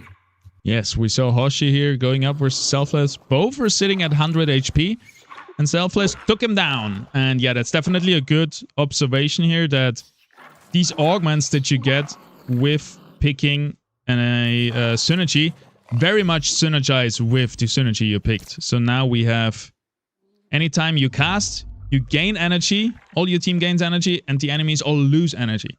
And if you combine it with 8 water and more stuff like this, it's gonna quickly get really, really strong. And we're gonna see how that performs.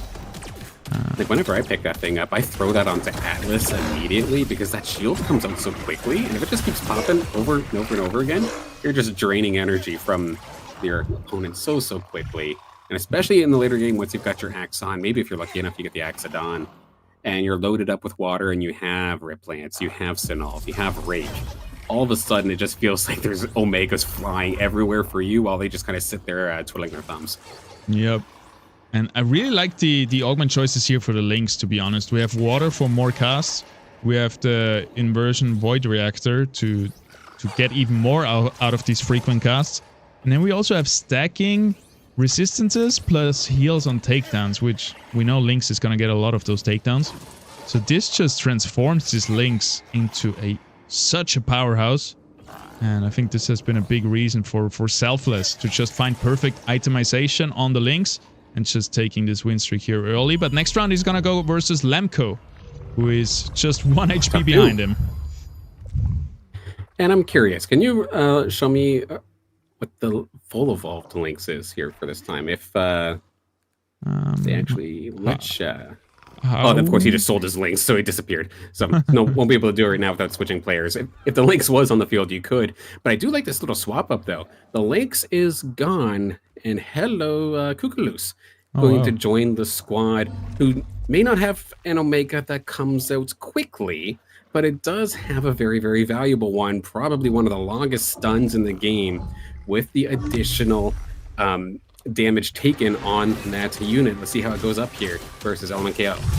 Of course, after I have a 2-minute rant monologue about how good this Lynx was, he instantly swaps it out and lets me first. Right? But we see it. The Kukulus definitely having not a big impact this early in the game. And I don't know how it would have gone with the Lynx, but he got stomped here by Lemko. Okay, Element KO or Lemko has a squeeze already? What the heck? Isn't that like a 1% chance? My goodness, nice find. Not a big percentage there, and also let's quickly swap over to him and see how he does it, because he has shock activated and his range did so much damage. So I don't think 2 shock has been nerfed at all. Maybe that has even been buffed, but it yeah, definitely... 2 and 3 are still the same. It was just number 4 that technically got changed, but at the same time, how it targets your enemies is different. It doesn't go for the lowest energy resistance anymore. It strictly goes towards the furthest unit away from the shock units, which in some regards can actually be above. Yeah, I kind of like that change, because it used to be impossible to play around shock, where it would always just target your weakest units, like your carries. And now it's more like in line with how we play around those type of things, like positioning wise, you can play around it now. I wonder if it was just too much to also nerf the force shock, because again, I'm just sad to see this. I'm so sad. Yeah, this composition just got back and now it's gone already. But hey, right now it's leading the charge in first, which is cool to see. Hey, you don't even need very many crazy, like, leveled up units. Yes, finding the squeeze was an absolute diamond in the rough.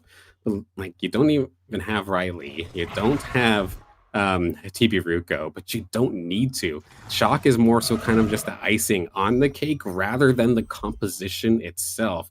I know, personally, my favorite thing to run right now in Ranked is Fire, but I don't go Fire Inferno. I go Fire Shock. And it's been pretty fun here. I only get 2, maybe 3 if I'm lucky. It's just extra icing on the cake. But yeah, don't rush 4 anymore. That makes sense. Maybe with Fire being more available and 2 out of those 3 shock units being Fire, maybe that was also a reason why shock got nerfed, because Fire got buffed, so it would have been too strong after that. Right now we're watching Lemko versus Amafishi, both on somewhat of a win streak. So it's going to be an interesting fight here. We see the Earth going up versus the Air. So Air naturally going hyperactive, having a little bit of an easier time here. And it looks like they're really nicely stacked up. And the last unit to stay alive are the 2 supports, which is usually a bad sign. And this will go to Lemko with the shock one more time. I mean, that might have been the scariest Archos I have seen in a long time. That thing was fully loaded up on augments, including damage ones. But yeah, that was a 4v1 swarm down while you were at the hyper disadvantage. Not quite going to go your way. Yes, sir. Okay, let's crown Lemko the king of the hill and keep going maybe all the way down and then follow the winners around. So now we have Thanatos versus Selfless. Let's see how Selfless has evolved since we last watched him. He's still playing the Kukulus, so very much similar to what we saw earlier, but we got Thanatos right here on Predators, Rogues, Fighters, so very offensive composition coming out from him. Yeah, very offensive, but maybe not necessarily very focused in terms of what they're going for just yet. But we'll see if they can at least take the round here off of Selfless. Gorilla in the back line is going to be able to take care of the Ranger. Now it's on to the little Totofi, and the front line is falling. The Kukulus is the healthiest one there. Axon falls. It's going to be the Caribou falling as well. But now it's just the Kukaloos versus 5. And granted, those are some low health bars, but the Kukaloos doesn't do that much damage. It's going to be Selfless taking the hit. Yep. Kukaloos being the last one alive.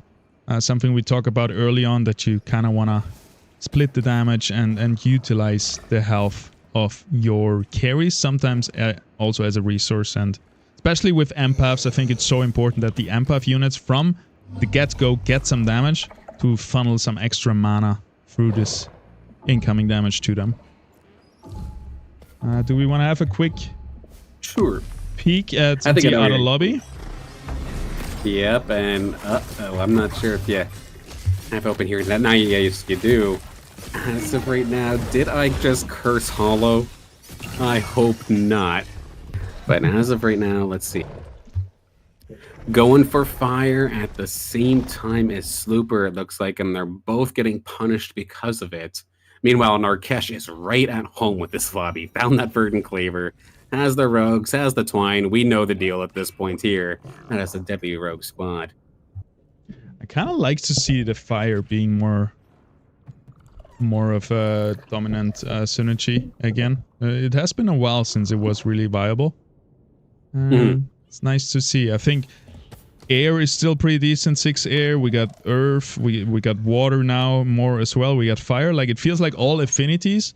You can kind of play all of them at this point. Just not nature.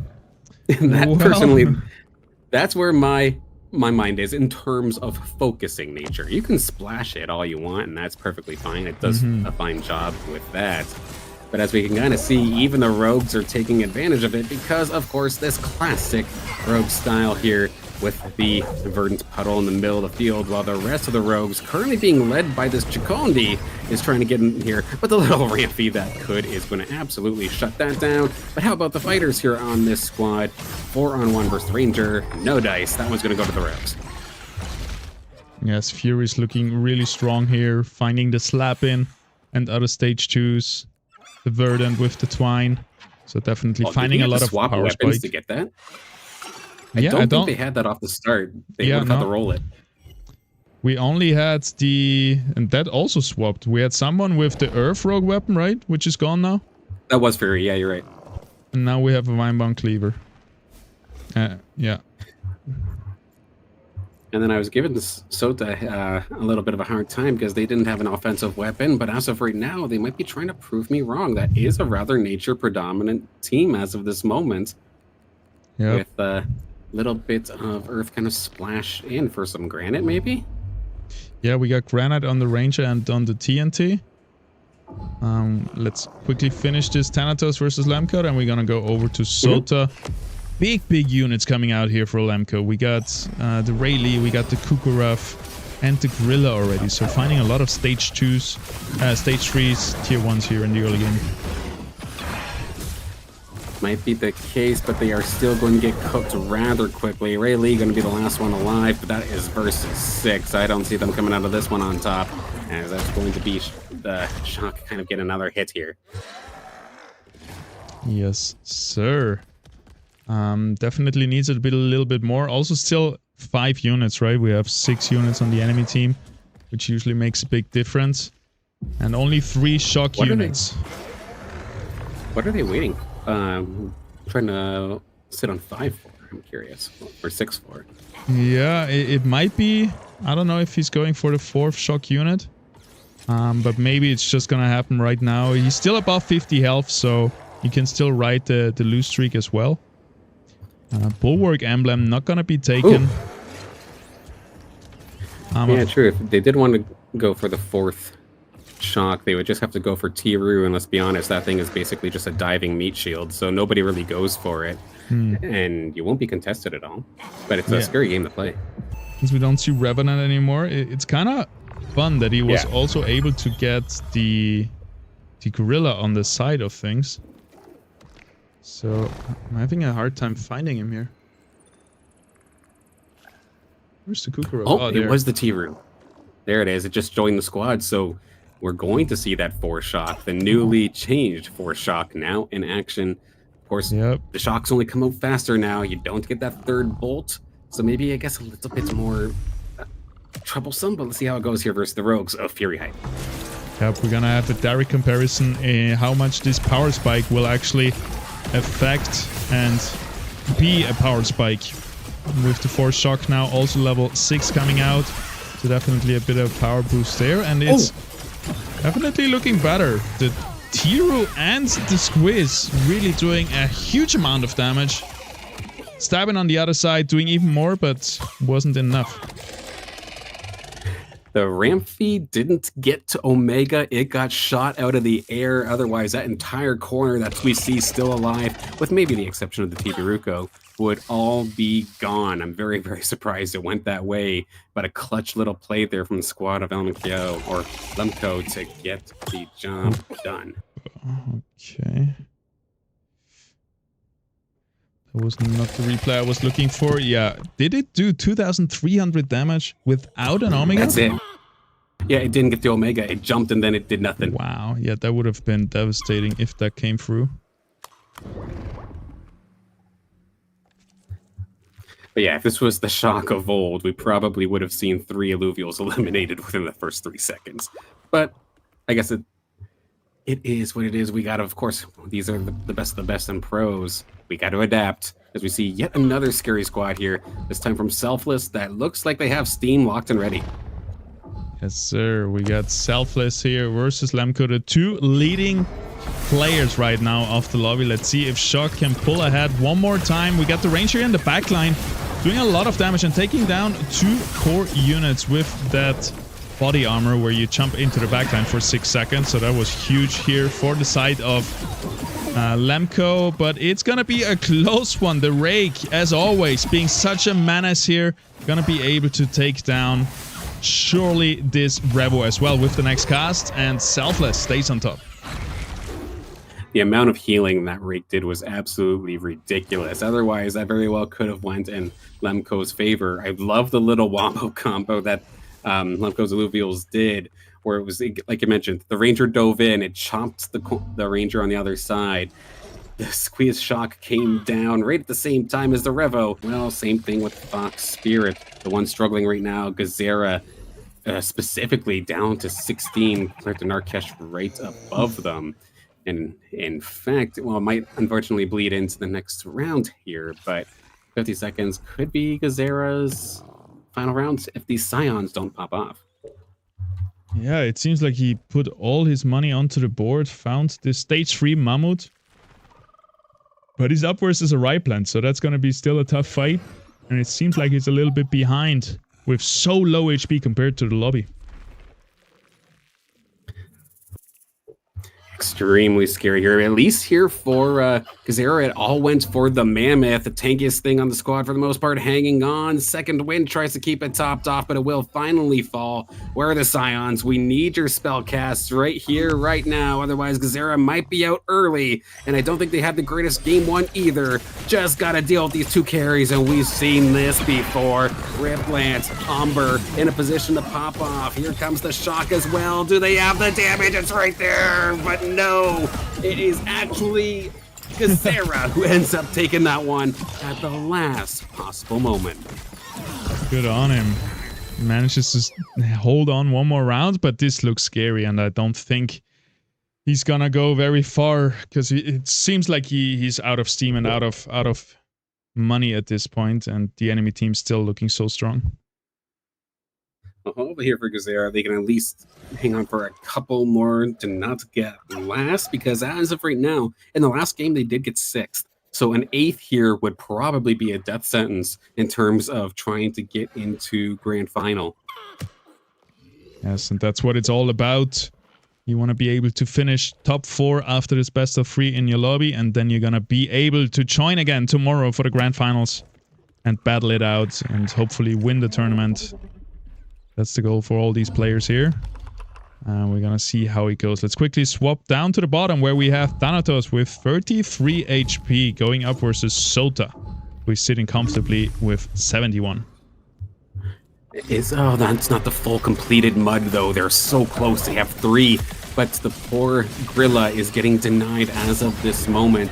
still needs to find 2 more, but at least they've got the monk here, and they've got the exact kind of augments they would want on that monk here. Look at this thing shred this corner like it's nobody's business. It doesn't matter if you hold the line, if I can splash damage right behind ya. As the entire corner falls, so will the rest of the Illuvials. Down to the monk here, down to the ranger, and the monk here will reign supreme.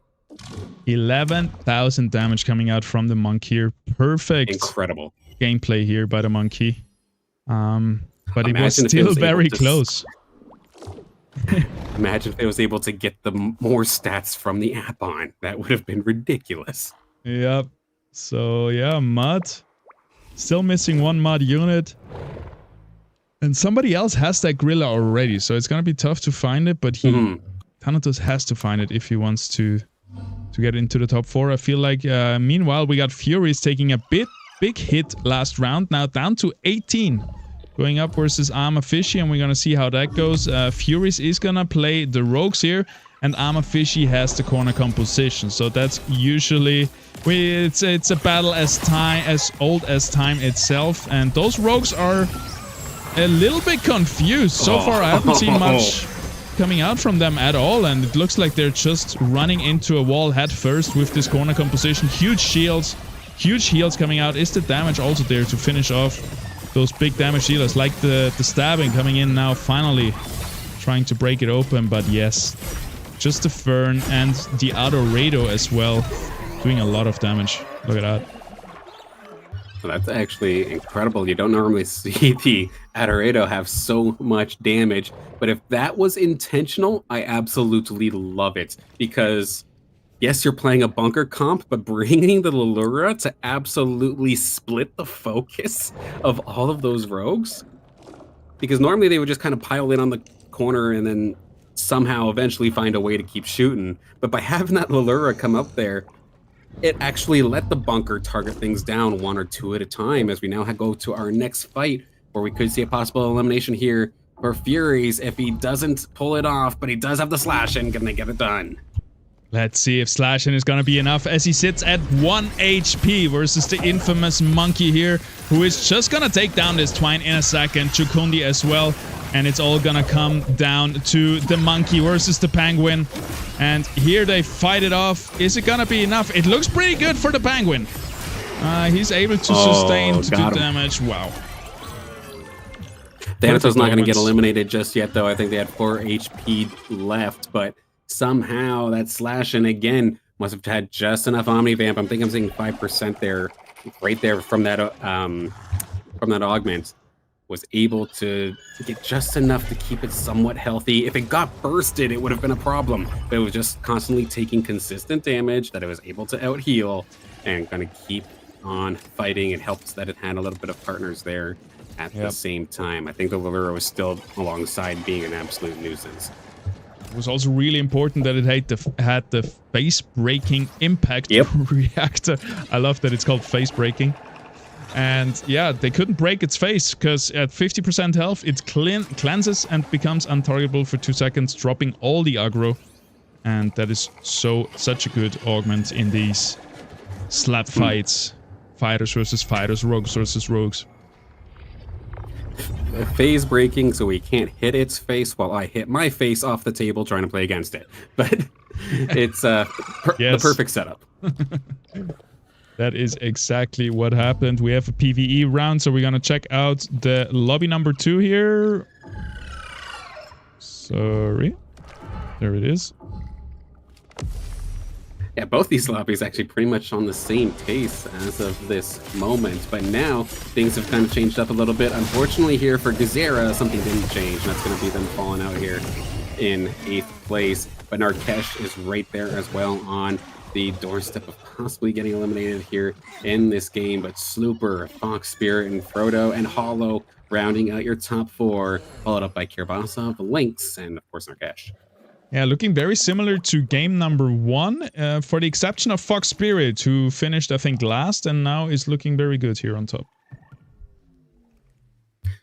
And it is weird to see Narkesh in particular, like, not necessarily the running rogues, but it's such a fire-heavy style of rogue.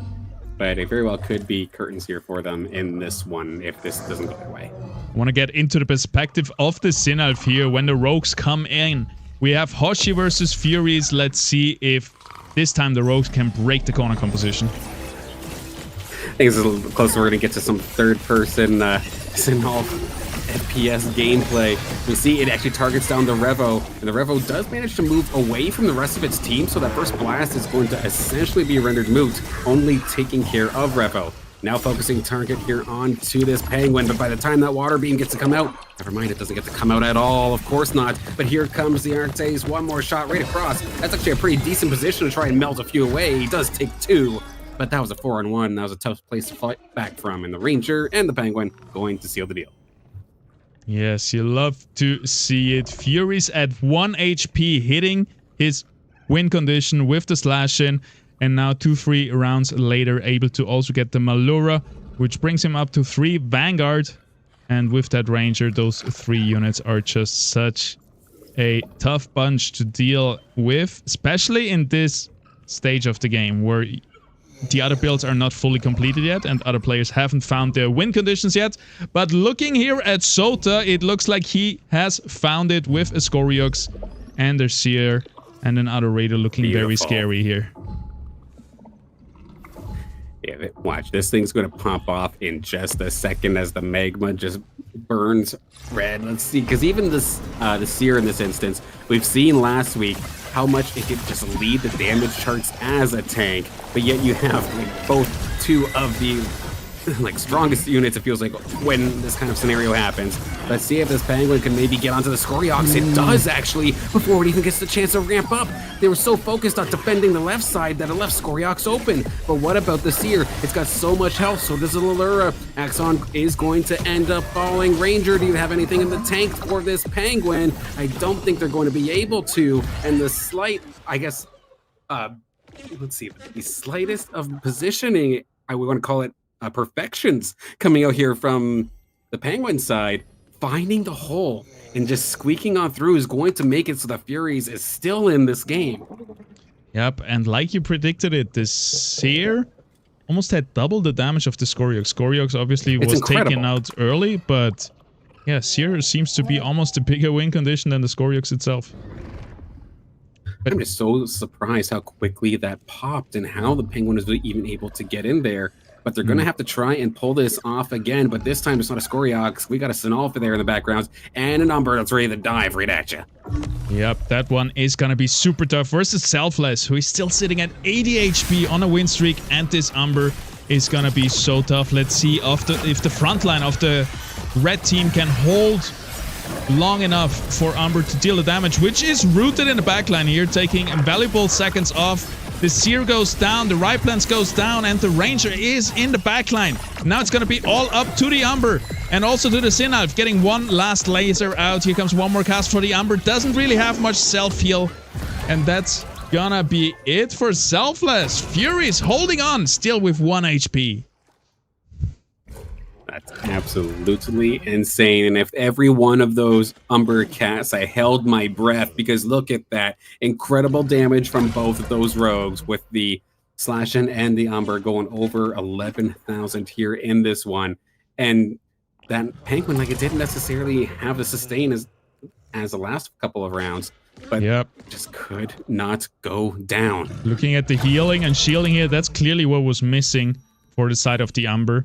And on the other side, we had like 4,000 heals and stuff like this. And on the other side, the maximum was like 600. Umber without Omnivamp has a hard time. And it was so close too, because the Penguin wasn't even in the verdant puddle from his own twine. So just everything else was getting healed except the big carry, but they pulled it off.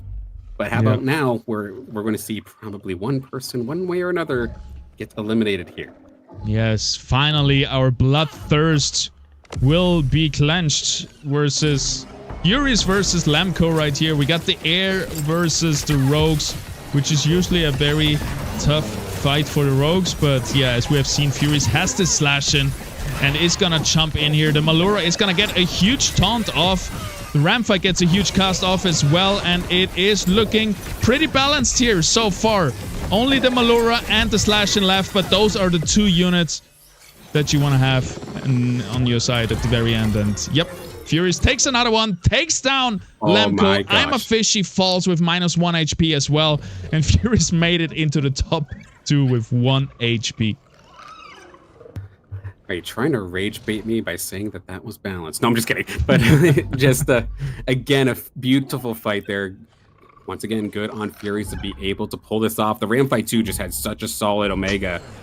Just right on the outskirts was the Octius sitting, and yet it still got blown right up from half. So that Octius going down, really saving the fight here from Fury. Another Lightning Cast or 2 could have been curtains. But over on the other side, we're also into our top 3, where we're seeing Karabasov, who got second in the last lobby and is looking for another podium. Slooper, third in the last lobby, right in the same spot. But the big outlier from last to the podium, we have Fox Spirit making a run, trying to get themselves into this grand final.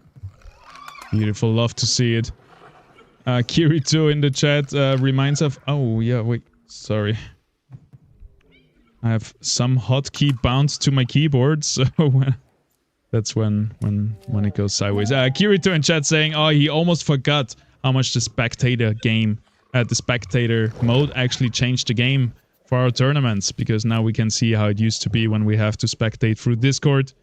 As I say here, don't you miss every single player having to open up Discord at like 360p quality? Lovely times. And always following just one player around who had Discord Nitro to actually have a good... yes. a good stream. But yeah, we are... this match here will decide a lot, because if Furious can take 1 hit to Selfless, maybe he's gonna take more and be able to win this lobby. Gotta say, we need to see the miracle happen. The 1 HP comeback it's possible here for Furies. It's gonna be on to that Ram fight, who seems like they're kind of stuck up against that Kuka for just a moment's time. Omega to the skies, bursts down the healers. The Penguin is safe for the most part. The Omega does come through. The Ram fight is here for backup alongside the Bear, the Malura, and the Ranger. A big win here from Fury, a convincing win, and a heavy, heavy shot to Selfless. Yeah, it seems like the Umber carry is just outmatched by the Vanguards. The Slash definitely the better dueler, especially with these augments. I think Umber is trying its best, but with the tools that it has been given, it's really hard, because it has a bulwark chip, for example, which you don't want to have on it usually. And yeah, like there's two more defensive ones, and then we have stacking Omega power, but we don't have attack speed, no crit temp, nothing like that. Yeah, if you're going to beat this Penguin, you've got to blow it up immediately, and it might... Like, I'm trying to look at some of the augments they have. Do you take the snowballing attack speed off of the Scoriox? Do you get rid of the one that's on top of your Sinolf? Give it a little bit of extra damage, because blowing it up is the only way you're going to kill this thing. Let's see how it goes. Yes, here in another attempt from Furious to dethrone Selfless here. The Slash in here in the bottom, in the middle, is sitting comfortably. Rampart goes up, big Omega, but this time Umber is untouched, and they're going to go into this duel. It looks like Slashing is taking a lot of damage. Here comes it's untargetable. What? It's gone! It's finally falls, and that's gonna be it. Selfless takes down Furies in game number 2 here. Wow. Oh my goodness, it sat in the beam one time too many. And the Sinolf goes down right at the perfect time. Incredible. I'm not sure if everyone is copying how I dress my funky looking Ranger, or if it just takes my model to show off here. But yeah, great game here. Let's check the final builds from everyone. So we got Selfless in first, then we got Furies.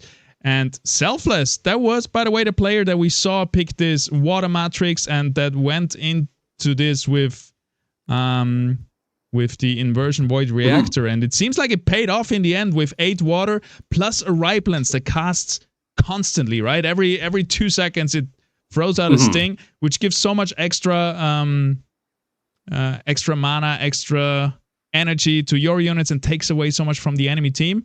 And yeah, in the end, it came down to a positioning outplay as well, it seems like. That's what we'd love to see, but good on Furious to be able to take it from what looked like was going to be in a 7th or an 8th all the way up to 2nd. As much as I would have loved to see the feat of, or the feature of the from 1 to victory, or 1 HP in a dream style, but it was still a very, very well fought and nearly had Selfless, but again, just had to target down the Penguin, make sure it wasn't the last unit alive, and they got the job done. You love to see it. All right, we're coming up with our final game for today very soon. We're going to go into a quick break while our players get ready. And then we're going to be right back with final game of the best of 3 here in the semifinals. Don't go anywhere. We see you in a second.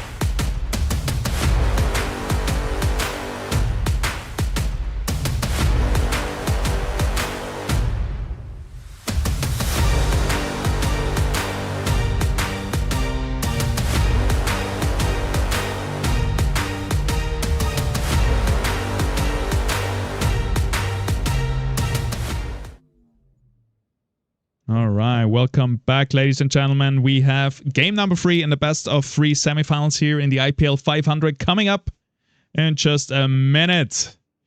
Did we curse anyone, Silent? Are we good? Can we sleep with a good conscience tonight? If anything, I might have cursed Narkesh because I called them a like almost a sure thing to make it into our top 4.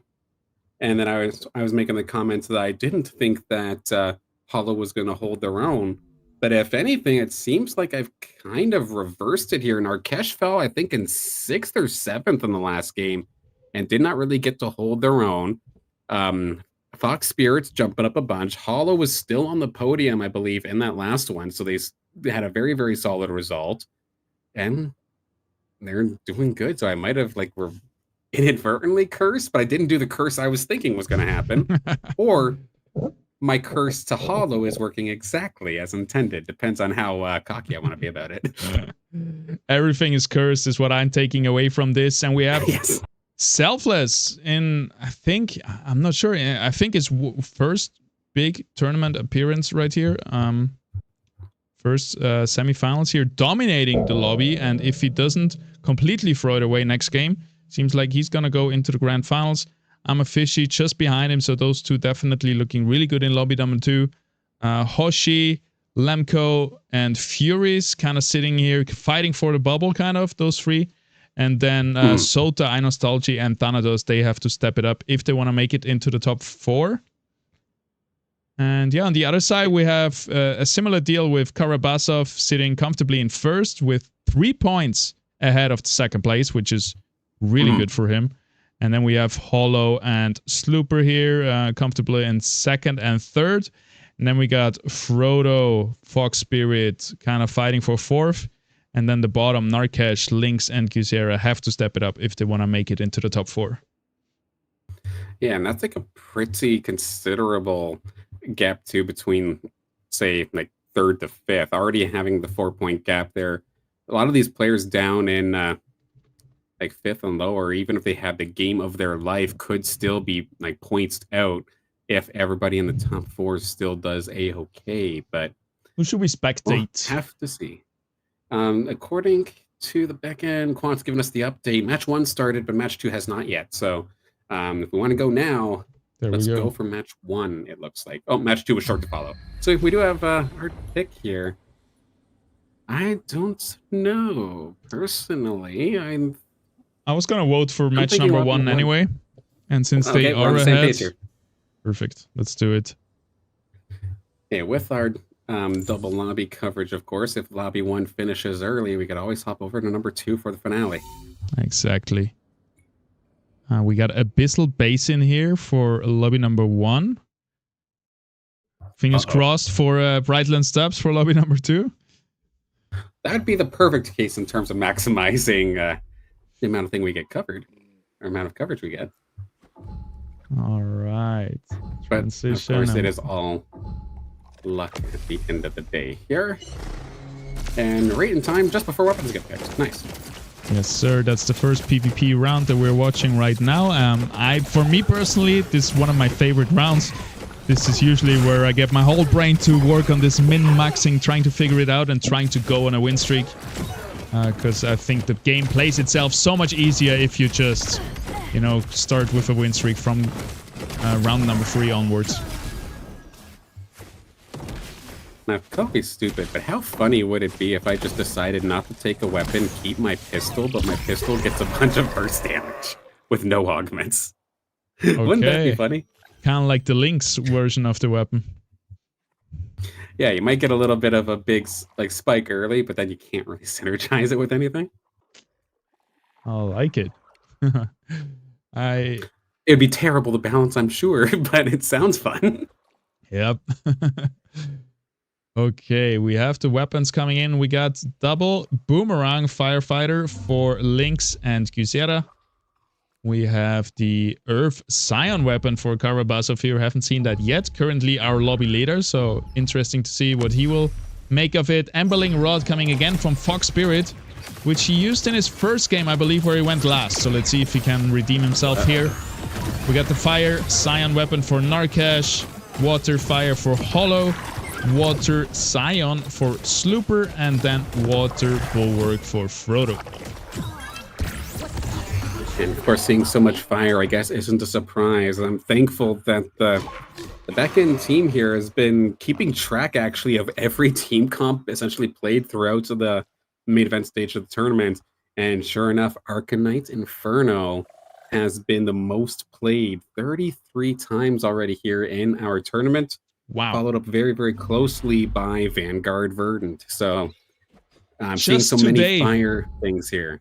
Just today, yeah. Just today, we have seen 33 times of Arcanite Inferno Ranger.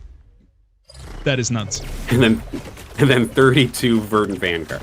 So you can kind of see what's popular, to say the least. There, then what's coming up in third?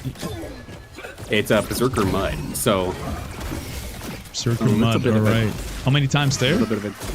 That's 23 tied with Toxic Aegis that maybe Fox Spirit could pull off here. Yeah, we see it right there, right? We got Hollow going for the Berserker Mud. Oh, even water weapons, yep. With all those water weapons, maybe even Berserker Invoker, but I don't think that's... No, we're going for 8 water here with Slooper. We're going for Mud Berserker, likely with Hollow.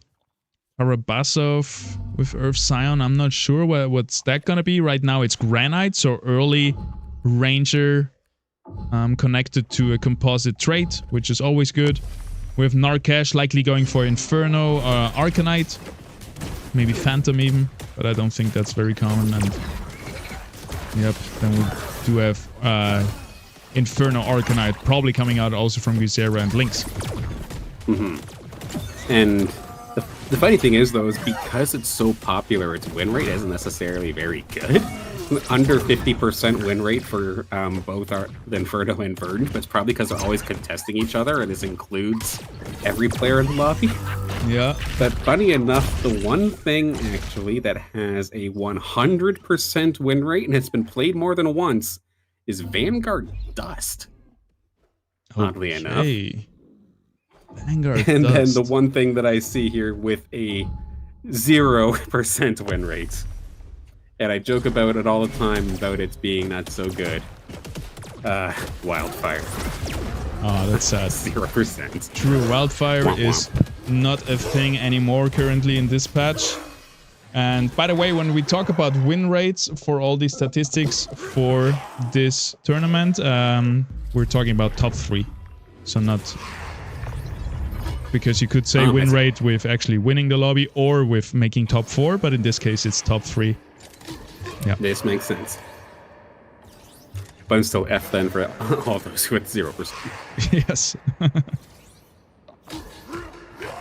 Alright, we have the first carousel round. What's the region? Abyssal Basin, which means play a star with 2 random base imprints.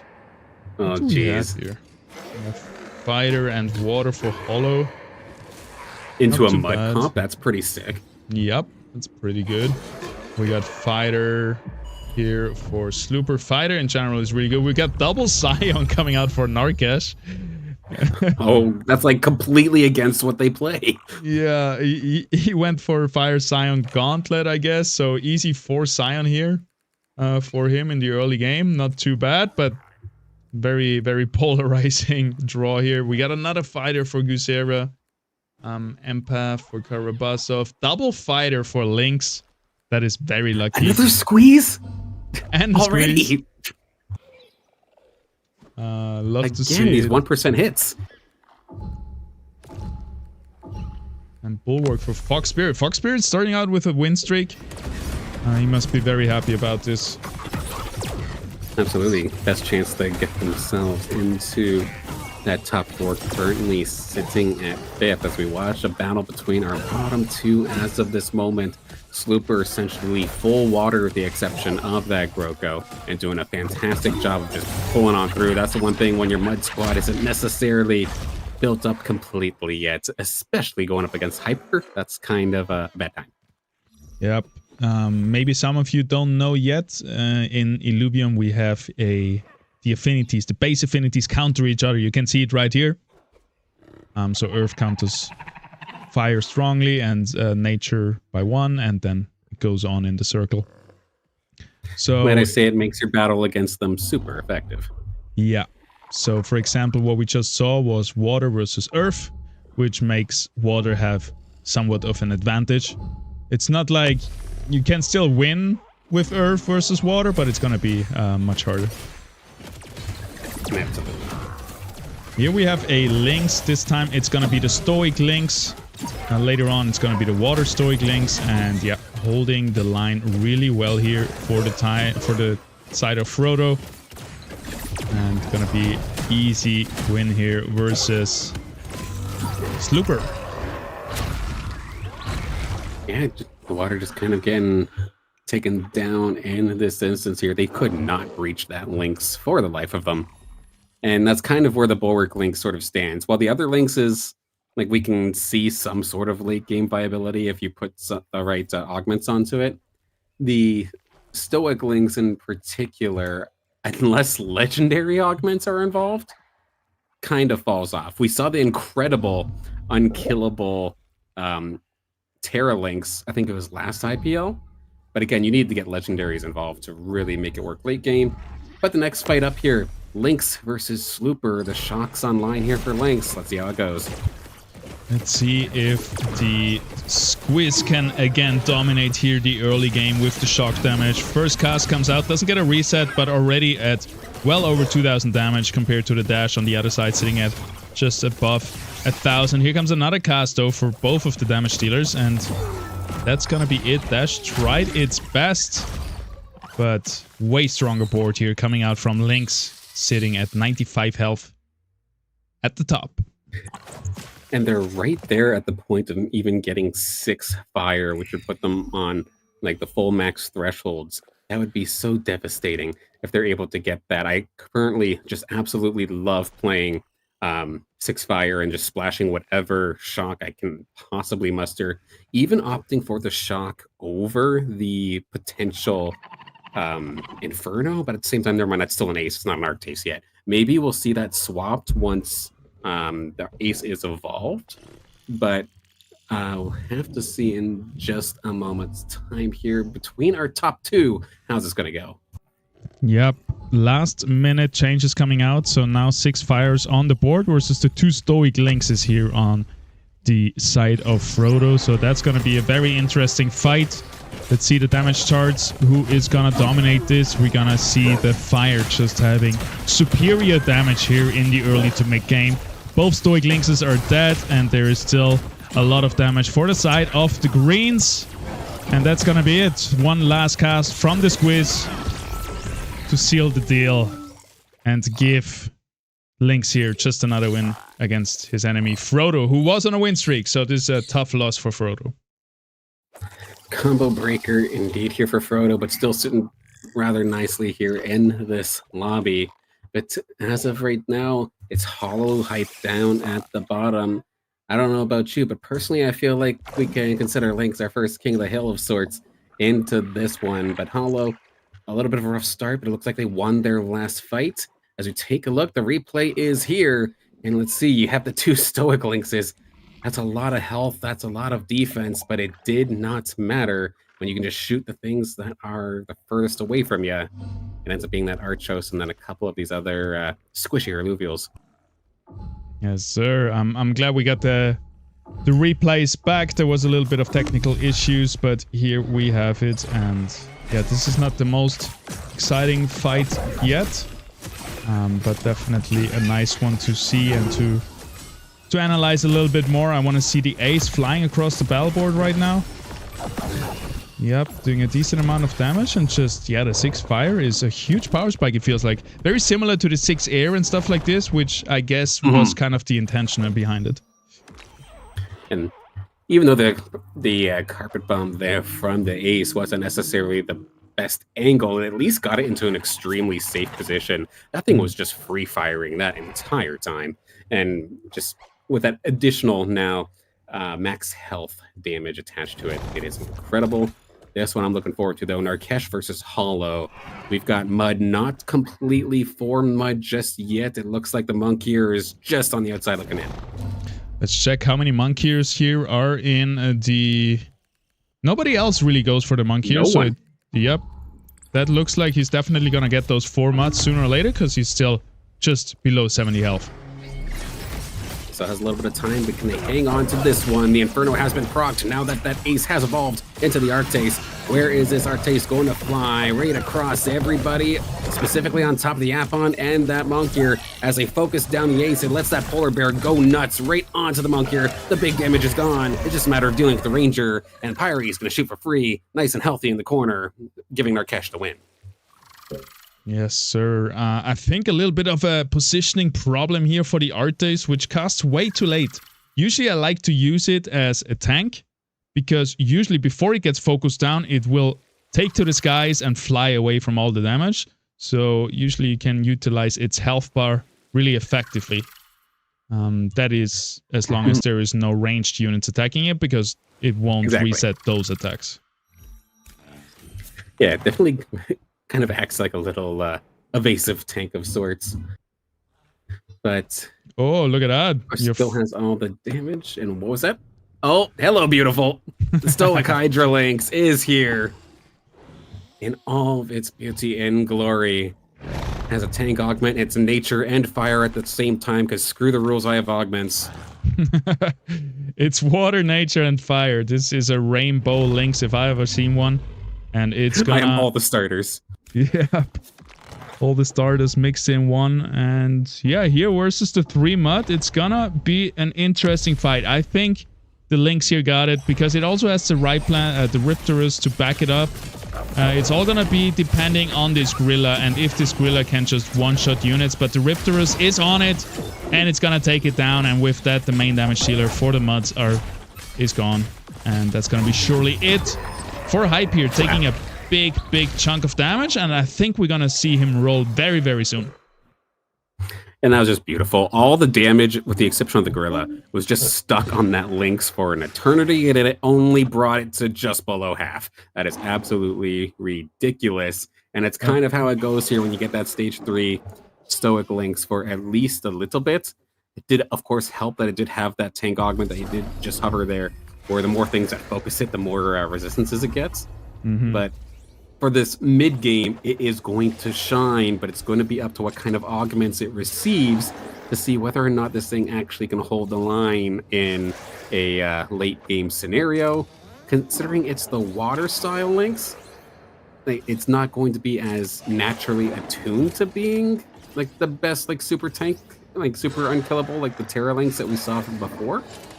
But the right augments can absolutely change that and turn it into essentially a water team's best tank, if it can get those proper augments, considering water, for the most part, tends to lack on tank. Yep. Especially, like you say, with water. Having usually a rough time getting those 8 waters. It's nice to pull out another one out of the head with the Lynx. Quickly looking at the other lobby right here, we see again Amafishy sitting comfortably in first, dominating the lobby. And followed by that is Hoshi, Thanatos, Nostalgia, Lemko, and then at the bottom we see Sota, Furious, and Selfless right now. You'll have to see. Selfless currently first in that lobby, but I wouldn't say a last here would keep them safe. Let's or I look forward to seeing how that one ends up going, if they can keep their top 4 spot. Yes, sir. Looking here at Polo one more time. It seems like this time the muds are gonna be enough versus the current lobby leader, Karabasov here. Oh, they found the monkey. They did find the monkey. We now have 4 muds on the board, which is gonna be such a huge power spike. And next in line is gonna be that Karadulux. After that, with finally, once he finds this, or even before that, if he can't find it, he will level up and look for the right plans to get into double berserkers, triple berserkers, but Ryplans is a little bit contested in this lobby, it feels like. 1, 2 here on top. I mean, even still, now that the 4 mud is here, we are about to watch the pain train just fly through the station. This poor little dash is not going to be long for this world. That was essentially one auto attack, and it's down to 3/4 of its HP. And there it goes. Now onto the tanky mammoth, but it is kind of being focused just ever so slightly right on top. And there is the good old shunts coming out there from the mammoth to slow things down. Sure, they focused the monkey, but they didn't even kill it. And they have 4 more Illuvials there for backup, including the ranger. Beautifully done, and this pain train ain't gonna stop. Love to see it. Good for Holo finally finding his win condition with the 4 mods, and this gonna take him at least into the mid-late game. And I think we're gonna see a big win streak coming out of him right here. Absolutely. Like, it's not a sure thing, like, once you get the 4 mud that you just absolutely start taking over the lobby, but it gives you a fantastic spot. You still got to play intelligently. You still got to manage your economy, because you definitely hurt yourself trying to find all these roles to get all of these tier 1 units. But if you can maybe find yourself on that win streak and kind of replenish yourself ever so slightly, maybe you can position yourself nicely for late game. Lynx is really taking such... he's really using the augments that were given to him really well. He's playing 7 fire, 7 fighter right now with double Arcanite and Inferno. I just want to see this team comp. It's versus Holo. Let's see. Oh, here we go. That's going to be an interesting one. The Hyper's against Lynx, though, in this instance, if I recall correctly, though. They're up against the fire. But, again, there's just so much damage anyway coming out here from Lynx. This could be ridiculous. Let's see, this is round 18. I mean, I guess we're deep into the mid-game, but still, that's such a well-rounded team. Yep, you can see it here next to the health bars. You can see those little arrows. When there's triple arrows, that means you're gonna get hypers so fast, and you hard counter the enemy team. We see that as well on the Chokul, but everybody else will be countered. So hypers definitely on the side of Holo. Plus, it's gonna be the 4 magma sucking away all this damage. Let's see how they do. All eyes going to be, at least personally, going to be onto that monk here. What kind of angle does it get? It's immediately going to go after this Singe, the big old tank, and it's charging up the Hyper. It's going to get it extremely quickly. Jokul is on top of them, is going to end up falling, and the Hyper, while it's doing exactly as it's meant to, it's super effective. I don't care how many fires you have, I'm going to take this one. That was so much damage coming out so fast here. The Gorilla and the Monk here being the main carries, and just doing 10,000 damage in, what was it, like 15 seconds or whatever. There is no way that this 7 fighter, 7 fire team can stand against it without having any tanks, basically. And yeah, it's just more damage plus sustain on the side of Holo. It was such a safe way to play it as well. Just immediately, like, normally you want to go after a squishy, go after a damage dealer with your damage dealer. But setting the monk here to just go after the tank, it's like, okay, I'm going to take a few seconds, charge up my Hyper. By the time you die, I'm going to be fully loaded up and just popping the squishy targets like it's nobody's business. And that is exactly what happens before the monk here. And the Gorilla just went nuts. Just no other way to analyze it. Just went nuts as we have our next battle here. Narkesh, who I might have given the commentator's curse here, 31 health on the board, but that is a lot of fire once again. 7 fire, but with Scions. Let's see how it goes.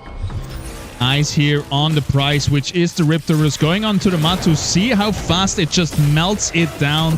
It's gone. Next up is the Ray, also gone, and the Chokul next on a chopping block. This Riptorus is just carving through the enemy team here, and that's gonna be it for Narkesh here, taking another big hit, already down to 31 HP, and now it's gonna fall even lower. Artes tries its best, but it's not gonna be enough. Narkesh down to 19 HP. Look at the damage. It tried its damned. It tried its damnedest, and that was a lot of damage. But literally, you do your Omega, do your Carpet Bomb, and then immediately just eat a Lynx stun right away. But maybe it was again the positioning, right? I don't know if it was back here. Actually, we're gonna see on the replay real quick. But have your Artes be attacked. It's so important, I think. And we see it like quickly before we go back to live. Look at the Artes in the top right corner. That's gonna take so long to charge and finally fly away. But let's go back to live.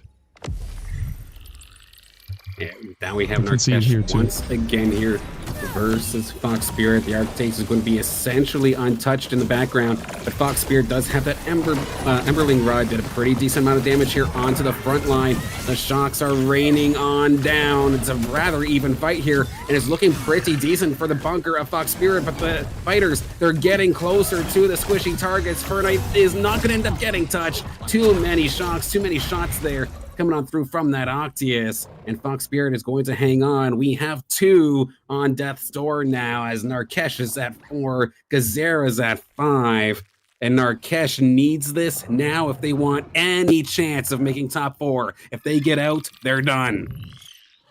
And we got Guzera basically out of the tournament at this point, I would boldly say. So let's watch Narkesh and see if he has a chance. And it's gonna be versus Hollow. And Hollow with the 4 mod, as we predicted it, is on a huge win streak already since the last 5 rounds. And this is gonna be so tough for Narkesh. His backline is gonna be instantly taken down. All these stage 1s basically non-existent in the game. Here comes the Artist, laying down a nice carpet bomb, but the Gorilla jumps over, takes it down, and in just seconds, Narkesh team is obliterated, and that's gonna be it for his tournament life here in the best of 3 of the IPL 500 in the semifinals. 07s in chat here for Narkesh. I feel like this is the first time that we've seen them enter an IPL and actually not make grand final. Still a fantastic run in their own right, and if I recall correctly, they were last week's winner as well. So unfortunately here for Narkesh, having a little bit of an early exit here in this tournament. Semifinals, though, is still fantastic in its own right. We did also lose Gazera in that last fight as well. They're going to get 7th in this one. So 2 players knocked out. But with this, with Narkesh falling and Gazera falling, it means our current top 4, Karabasov, Hollow, Slooper, and Frodo, they're guaranteed a bunch of points here, and that's actually terrible for Fox Spirit, who is currently also on death's door if a battle goes too poorly against him, because all the people he needs to pass are ahead of him.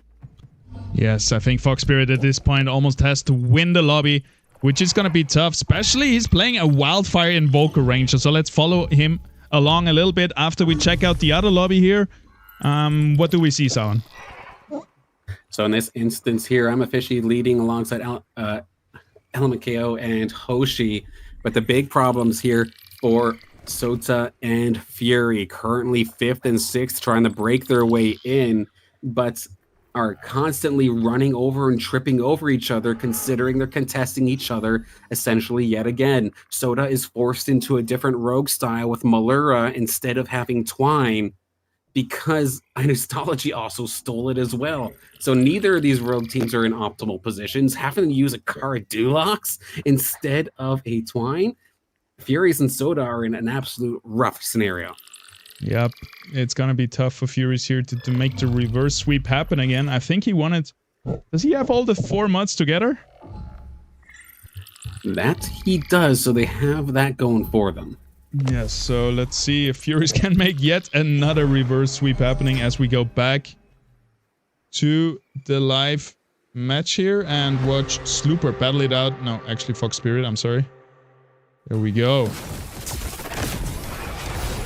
All right, here we are. So with a little bit of the bunker composition once again coming out here from Fox Spirit, but you got to deal with all these Scions, including that Sinolf, which is just absolutely tailored to firing through bunkers. However, that Blasonite is torching through the field here with that Crunk for a little bit at least before it got taken down, adding additional fire onto all these Alluvials. The Emberling could not get that final shot before the Ranger ended up falling, and now one more try here. The Ranger on the nature side is going to end up falling, and that should be Fox Spirit in a very, very valiant effort, but will fall in this tournament and in turn fall short in this lobby. This is so rough. I was hoping so much that he could hold on. He gets exactly the damage dealt to him that was needed to knock him out, down to 0. He was 2 squizzes off the Ophisto, which would have given him 3 invokers. I would have loved to see that. And also, the Octius just didn't cast. Maybe we can still see it in the replay here. But yeah, the last cast of the Octus didn't come through. Let's actually go back to live and not watch our live action where we got Hollow versus Slooper here, and this is gonna be a tough one. Hollow is on the 4 mud and Slooper has the Umber. And the Umber this time looks supercharged on the Scion, which I think there's 4 Scions at least. So a lot of Omega power, and yeah, the Umber just is delivering. Also the Mammoth doing 6,000 damage here is unstoppable in the front. And that's gonna be it for the mud units right here. And Hollow is gonna take a big chunk to his health pool, down to 13 HP. Heartbreaker there for Hollow. The Umber, in this instance, the best case, I guess, for Hollow would have been to have the one of the mud units kind of contest the Umber, but the only thing that was contesting it was a little Riptor. Yep. So not only is the Riptor just a little guy, it can't necessarily hold off a big ol' Umber, but with it not being a mud unit, it wasn't getting its Omega power or damage sapped either, which just let it snowball on through. So one more chance here for Hollow to hang on in this game. Karabasov's also low as well, but Hollow versus Lynx, let's see how it goes. And we got on the side of Lynx, I'm gonna swap the camera over here, we got double Furiox. And the first one is gonna fall instantly, second one falls as well. Oh my god, they're gone.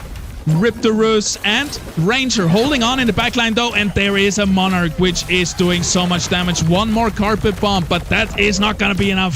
Versus 4 big green menace units here of Hollow, and he's gonna hold on to 13 HP and to this lobby. Let's check out Karabasov at the same time, also surviving, so we have a really close fight here in the top 5. All right, Slooper is just happy. It's like, okay, yeah, all of y'all go at it just fine. Keep knocking each other out. I will hang on to this lead. And it is just putting them further and further ahead. Currently 3rd in this tournament lobby. And with so many people behind them already being eliminated, their chance at a top 4 is definitely likely. Not guaranteed by any means, but still looking good. As we have our next battle in just a moment's time, I'm sure Karabasov and Hollow both extremely low, and it looks like it is going to be... Let's see here. Frodo versus Hollow. Let's go. Okay, we got Hollow and Frodo both fighting for everything here, trying to make it into the grand finals. We have the Monkey in the middle doing a beautiful job stunning everyone. The Gorilla next to it doing so much damage, taking down the tanks finally. And it seems like Hollow is just unstoppable with this mud composition. So fast. And Frodo knocked out in 5th, just below Karabasov at 4th with 1 HP less. Oh, that's actually really scary here for Frodo, considering they were 4th in the tournament lobby. I'm trying to see who exactly is it that has to try to make the comeback. It's actually Lynx. There is a world here where Lynx can go from 7th to 4th, I think, but he would have to essentially win the lobby. I'm not 100% sure, don't quote me on that, but it is still potentially a possibility. You take a look at the replay in just a moment's time, but how absolutely devastating that squad was from Hollow. Yep. Actually, we're just over checking out the other game here with... I got baited by myself. My bad. We got the top 5 here with Thanathos sitting at 5th, Selfless at 4th, Lamco at 3rd, Hoshi and Amafishi and 2nd and 1st. But yeah, let's jump back to our game. There's so much happening. No time to waste. The bottom 3 on that lobby all went rogue and they all killed each other off. So that is going to be... That was 5th, 6th, and 7th in that lobby, all getting eliminated. So everybody up top obviously feeling pretty good at this point, as we are now here at our podium. Slooper leading alongside Hollow and Lynx. Again, the big one here is for Lynx. They need to find a way to essentially win this lobby. But of course, it's still not a walk in the park here for Slooper and Hollow. As we see the Dualef, this beautiful pistol shrimp ready to rock alongside. It's at an Umber as well. Oh my goodness. Steam, 3 steam even. Let's get that shoulder cam ready here for this shot. Let's see where Dualef fires its laser. It's gonna take down all those units that stand in its way. But the Gorilla is on it, and surely in a second it's gonna fall right there. Gorilla is gonna annihilate it, and it looks really bad for the red time. for the red team right here. And Lynx is going to be taken down. And Holo is going to win this round. So now we have Slooper and Holo battling it out for the first place. And we just saw that fight between them. So Slooper has to come up with something. If a dual F doesn't do the job, what will? That's what I'm about to say. Like, we had a fully loaded Umber, a fully loaded dual F. And that still couldn't burn through the power that is this Mud squad. Granted, also having the 7 fighter for the additional healing, because that dual F blast, that actually was pretty well on the money. It went right through the Caradulox and through a handful of those Mud units, but just could not actually take them out because they kept on swinging and getting that healing via fighter as well. Heck, even bringing the little Doka onto the squad in the bottom right just to secure that 7 fighter buff. Let's see how it goes now. We got Dual F in the corner, Octius in the back. Are the Mud gonna dominate this Sion heavy team here? Here we go. Let's see. Umber's going immediately towards the Monkier. It is going to get shredded at least a little bit of its damage, but the Monkier does end up falling. But we have some low health bars here on the Umber, on the Dual F. Is the Dual F going to go down? Yes, it does. We have ourselves a 3-on-3 here, including that Umber. And we know the Umber loves these clutch scenarios. That is going to be the kill shot. Slooper going to win our final game here in this semifinal and position themselves beautifully for our grand finals visit. What? How? We need to analyze this positioning, because I thought he was just trolling at this point, because his Dual F, his Octius, all his backline was sitting alone in the back. So I thought they are just gonna die there, and like, I don't know. Wait, let's watch the replay right here, the instant replay coming out. So watch this positioning from the red side. So from the corner compositioning, trying to keep his Scions alive in the corner against those rogues coming in. The Ranger, the Chukundi, and the Gorilla as well. Not the Ranger. Ranger is Berserker. Now we have the Octius sitting alone there in the backline. We have the Ranger sitting alone in the backline. And we have the Dual F sitting pretty much alone. Look at that. Is it just all the backline? That they're so spread out that if the Alluvials end up focusing one side, they're not going to get all of them. Like, it forces the Gorilla, for instance, to have to walk this entire way over instead of just turning around and smacking another Alluvial. Was that all the time that was necessary to get it done? It might have been. Dual F still got one cast out, same like the corner positioning before. But I think a big difference here was that the Mammoth was able to tank for the Umber in the final moments of the matches. So it feels like everything else was sacrificed, because they would have died anyway, just to make sure that the last 2 units left alive were the Mammoth and the Umber to finish off the job. But hey, that was interesting.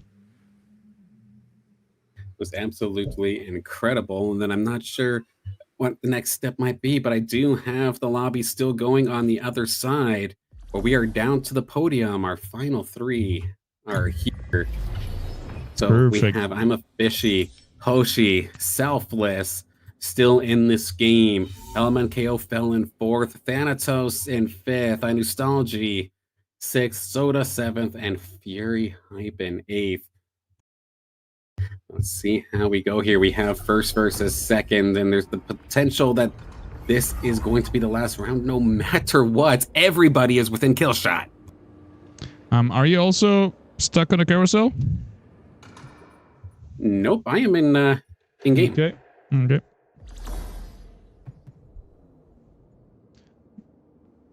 Yep. On my Discord feed, if possible. Yeah. It's open. All right, I'm gonna try to. Weird. Okay, worst comes to. Oh, I'm kind of jumping all over our little place here. The game kind of shot on forward, and it's looking like this one's going to go into I'm a Fishy's favor. Trying to see if we got a little bit of a score update. My game is doing a funny right now, so bear with me for one moment. That's all good. Let's see what happens. Selfless got knocked out. Selfless knocked out, yep. And now in theory, this might very well be the final one. We see the Blazonite loaded up here for I'm a Fishy, but it's going up against the Umber. It's going up against a Sinolf. The Umber disappears for just a moment's time, but there's too many of them. I'm a Fishy going to win this lobby, and without question, that'll now put them into our top 4 to go into the grand finals. It's also some fantastic runs here by Hoshi and Selfless and LMNKO. The top 4 in that lobby all made the top 4. They shall move on. You always love to see it when... Well, I love an underdog story as much as any other guy. But if the top 4 are, again, the top 4 and again the top 4, it's really a testament on how the game, like, balance is well balanced and not too much RNG and stuff like this. Because if people can... The better players can win and win and win without them suddenly being last, that really says something about the game, I think. 100%. And then even when these RNG elements come in, seeing that the players are able to adapt around them and continue to still place well, it kind of shows how well the gears kind of click in their head, that they're able to think on the fly and make these big changes. Like, heck, even on the lobby that we were just at, we were at Abyssal Basin. There's instances where the imprints that are given to you kind of force you into a team comp. And if you're not comfy in that position, like say Narkesh, they had, what was it? They were stuck playing Scions when they're a rogue player. That's a rough spot to have to be in. And how quickly can you adapt? I know the sentiment in the community right now is that you get punished for playing flex. Well, if anything, I think you actually need to keep practice and keep playing flex for scenarios like these to be the true professional. Yes, because maybe in 7 out of 10 cases, you hard force something and it's going to be the better thing. But there is going to be those scenarios where you have to adapt to flex play, and you know that's where we're going to see different skill sets shine. Yeah, I like to rank up, and I like to one trick like somebody, but there's also a reason why I don't consider myself a pro. Yep. But so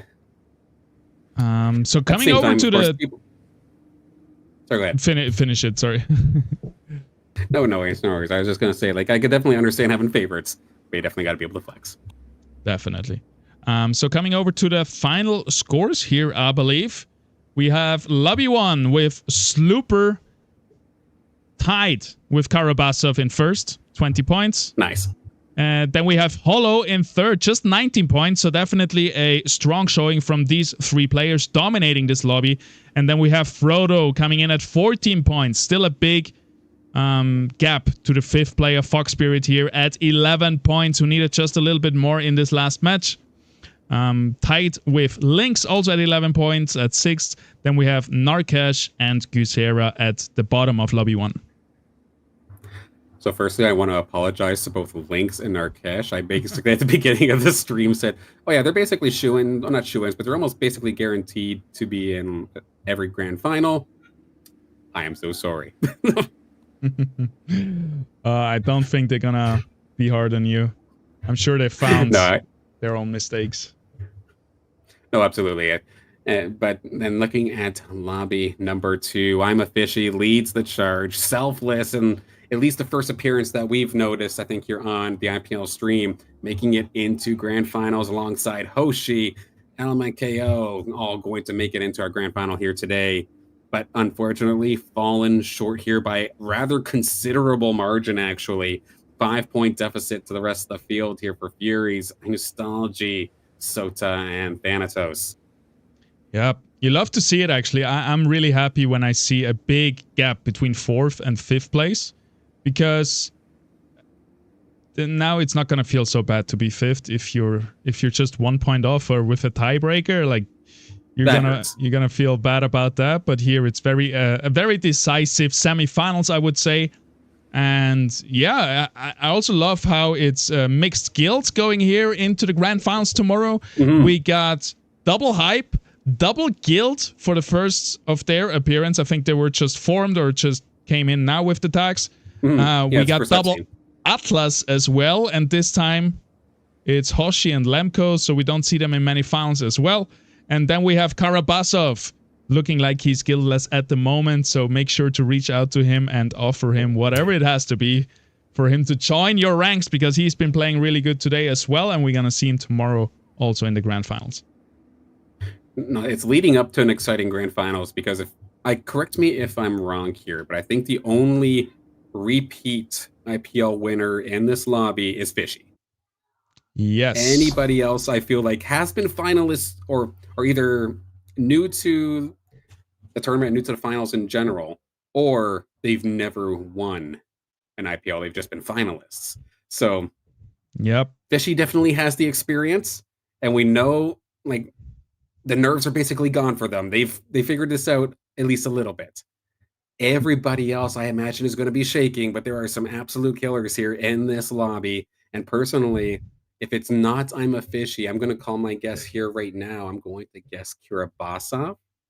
I want to see the independent of sorts, the guildless, come in and pop off, but they seem so not cold. But based on the time we were talking about them in an interview, they seem so cool, calm, and collected.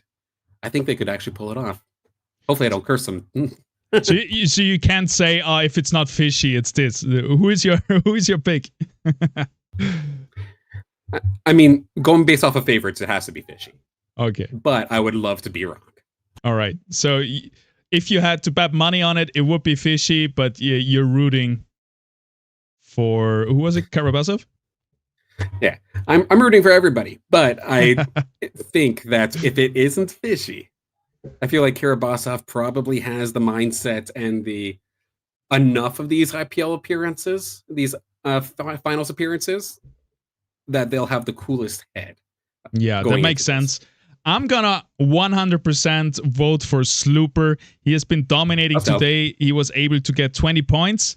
And a little fun fact about Slooper here, I'm seeing he's a head coach and TFT manager at Team Liquid, which is a very impressive resume as well. So he definitely also is very used to competitive play and all of this. I'm also sure he can hold his nerves together.